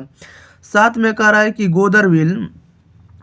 गोदरविल के चौराहे पर किनकी भीड़ लगी थी, बताइएगा। गोदरविल के चौराहे पर किनकी भीड़ लगी थी? तो ये लगी थी, लोगों की भीड़ लगी थी, सी राइट आंसर हो जाएगा। नेक्स्ट क्वेश्चन बढ़ जाते हैं, क्वेश्चन नंबर देखिएगा 8 नंबर में कह रहा है 1870 से 90 के बीच गाई डी मोपांसा की कविता की कितनी पुस्तक प्रकाशित हुई, बताइएगा। कह रहा है 1870 से 90 के बीच 1870 से 90 के बीच गाई डी मोपांसा की कविता की कितनी पुस्तक प्रकाशित हुई है? तो एक पुस्तक प्रकाशित हुई है, बी राइट आंसर हो जाएगा। क्वेश्चन नंबर 9 में कह रहा है रस्सी का टुकड़ा शीर्षक पाठ के अनुसार काले चमड़े के बटुआ में क्या है, बताइएगा। कह रहा है रस्सी का टुकड़ा शीर्षक पाठ के अनुसार काले चमड़े के बटुआ में क्या है? तो काले चमड़े के बटुआ में जो है 500 फ्रैंक और व्यापार से संबंधित कागजात है। Okay, option number D right answer हो जाएगा। 500 फ्रैंक, 500 जो हम लोग जिसे रुपया चलता है, ठीक है। तो फ्रांस में जो तो चलता है फ्रेंच चलता है, क्या चलता है? फ्रैंक चलता है, ठीक है। तो 500 फ्रैंक और व्यापार से संबंधित कागजात है, ठीक है, यानी कागज है। नेक्स्ट क्वेश्चन बढ़ जाते हैं अगले, देखिएगा अगला जो चैप्टर का नाम है, दूसरा नंबर चैप्टर है क्लर्क की मौत। क्या है? क्लर्क की मौत, ठीक है। इसको भी देख लीजिएगा, क्वेश्चन यहाँ से भी पूछे जाते हैं भर भर कर, ठीक है। क्वेश्चन नंबर फर्स्ट में इसका देखते हैं, कह रहा है कि एंटोन चेकव किस देश के रहने वाले थे, बताइएगा। इसमें कह रहा है कि एंटोन चेकव जो थे किस देश के रहने वाले थे? तो ये आपको रूस देश के रहने वाले थे, सी राइट आंसर हो जाएगा। 2 में कह रहा है कि क्लर्क की मौत शीर्षक में क्लर्क का क्या नाम है, बताइएगा। क्लर्क की मौत शीर्षक में क्लर्क का क्या नाम है? तो क्लर्क का नाम है इवान दिमित्रिच चेकोव है। क्या है? तो इवान दिमित्रिच और चेकोव है। Okay, option number A right answer हो जाएगा। आपको इसको चेकअप ही याद रखेगा, ठीक है, क्योंकि शॉर्ट फॉर्म ही पूछा जाता है। नेक्स्ट क्वेश्चन देख लेते हैं, क्वेश्चन नंबर देखिएगा 3 में कह रहा है कि एंटोन चेकव जो था, कहाँ क्या था? तो एंटोन चेकव, इसमें कह रहा है कि एंटोन चेकव जो था किस प्रकार की कहानी है, राइट आंसर बताइएगा। एंटोन चेकव जो कहानी जो है किससे लिया गया है? तो एंटोन चेकव जो कहानी है क्लर्क की मौत से, option number A right answer हो जाएगा। एंटोन चेकव क्या है? तो क्लर्क की मौत से कहानी से लिया गया है। 4 में कह रहा है कि चेकव एक अतुलनीय कलाकार है, ऐसा किसने कहा है, बताइएगा। कह रहा है चेकव जो है एक अतुलनीय कलाकार है, ऐसा किसने कहा है? तो ऐसा आपको लेव तोल्स ने कहा, option number B right answer हो जाए, लेव तोल्स ने कहा। ओके, 5 में कह रहा है क्लर्क की मौत के रचनाकार है, बताइएगा। क्लर्क की मौत के रचनाकार कौन है? तो क्लर्क की मौत के रचनाकार जो है आपको एंटोन चेकव है। कौन है? एंटोन चेकव है, बी राइट आंसर हो जाएगा। नेक्स्ट क्वेश्चन के बढ़ जाते हैं, क्वेश्चन नंबर 6 में कह रहा है कि महान रूसी कथाकार कौन थे, बताइएगा। महान रूसी कथाकार कौन थे? तो महान रूसी कथाकार जो थे आपको लेव तोल्स्ते थे। कौन थे? Leo Tolstoy, option number C right answer हो जाएगा। 7 में कह रहा है क्लर्क की मौत शीर्षक पाठ में जनरल अंतिम प्रार्थी से बात करके कहाँ जाने के लिए मुड़ा, बताइएगा। कह रहा है कि क्लर्क की मौत शीर्षक पाठ में जनरल अंतिम प्रार्थी से बात करके कहाँ जाने के लिए मुड़ा? तो ये मुड़ा आपको निजी कमरे की ओर जाने के लिए, option number C right answer हो जाएगा, निजी कमरे की ओर जाने के लिए। अगले देख लेते हैं चैप्टर नंबर 3 का नाम है आपको पेशगी। क्या है? तो पेशगी की आज हम लोग ऑब्जेक्टिव करेंगे, 3 चैप्टर है, लास्ट है, ठीक है, प्रतिपूर्ति का। कह रहा है कि कौन लेखक कांगो की शिक्षा मंत्री, वित्त मंत्री एवं प्रधानमंत्री रह चुके हैं, बताइएगा। कह रहा है कि कौन लेखक जो है कांगो के शिक्षा मंत्री, वित्त मंत्री और प्रधानमंत्री रह चुके हैं? तो कौन रह चुके हैं? तो हेनरी लोपेज रह चुके हैं, option number C right answer हो जाएगा। क्वेश्चन नंबर 2 में कह रहा है पेशगी के लेखक है, बताइएगा। पेशगी के लेखक कौन है? तो पेशगी के लेखक आपको हेनरी लोपेज है। कौन है? लोपेज है, ऑप्शन नंबर इसका डी राइट आंसर हो जाएगा। नेक्स्ट क्वेश्चन बढ़ जाते हैं, क्वेश्चन नंबर देखिएगा 3 नंबर में कह रहा है कि हेनरी लोपेज का जन्म किस देश में हुआ था, बताइएगा। हेनरी लोपेज का जन्म जो है किस देश में हुआ था? तो इनका जन्म आपको कांगो देश में हुआ था, सी राइट आंसर हो जाएगा। क्वेश्चन नंबर 4 में कह रहा है कि हेनरी लोपेज का जन्म कब हुआ था, बताइएगा। हेनरी लोपेज का जो जन्म हुआ था कब हुआ था? तो हेनरी लोपेज का जन्म 1937 ईस्वी में हुआ था, डी राइट आंसर हो जाएगा। नेक्स्ट क्वेश्चन की ओर बढ़ जाते हैं, लास्ट क्वेश्चन, ठीक है। क्वेश्चन नंबर देखिएगा 5 और 6, कह रहा है 5 में कह रहा है किनका लेखन विकसित या कह रहा है किनका लेखन जो था विकसित या विकासशील दुनिया तथा अविकसित अफ्रीका के बीच की दूरी दिखाता है, बताइएगा। कह रहा है किनका लेखन जो था विकसित या विकासशील दुनिया तथा अविकसित अफ्रीका के बीच दूरी दिखाता है, तो यह दिखाता लोपेज की लेखन सामग्री। Option number B right answer हो जाएगा, लोपेज। क्वेश्चन नंबर देखिएगा 6, कह रहा है कि कार्मेन जो थे पहले कितने बच्चों को खोज चुकी थी, बताइएगा। कार्मेन पहले कितने बच्चों को खो चुकी थी, तो 2 बच्चों की खो चुकी थी, ये राइट आंसर हो जाएगा। ओके, कार्मेन जो थे जो पहले 2 बच्चों की क्या खो चुकी थी, ठीक है। ओके, याद रखिएगा। चलिए, तो इस वीडियो में आप लोगों के लिए सभी तीनों के तीनों अब मोस्ट चैप्टर जो थे प्रतिपूर्ति वाले आपको ऑब्जेक्टिव कंप्लीट करा दिया गया, ठीक है। और आप लोगों को याद भी हो गया, यहाँ से अगर क्वेश्चन आएंगे तो आप लोग धड़ाधड़ बना के आएंगे, ठीक है। आपको छूटने वाला एग्जाम में नहीं है, इसलिए आप लोग इस वीडियो को शुरू से अंत तक वॉच किए होंगे और आप लोग को याद भी हो गया होगा। लेकिन प्रयास करिएगा कि आप लोग इस वीडियो को 1 से 2 बार आप जरूर देख लीजिए, ताकि आपको हमेशा के लिए याद रहे, ठीक है। तो आप लोग इस वीडियो को ज़्यादा से ज़्यादा शेयर करिए, चैनल को सब्सक्राइब करिए, और इस वीडियो को आप कम से कम आपको 1 के लाइक आप लोग जरूर पूरा कीजिए, ठीक है। 1000 आप लोग लाइक इस पर जरूर दीजिए, ठीक है। चलिए, तो मिलते हैं अगले वीडियो के साथ, तब तक के लिए thank you for watching this video, धन्यवाद।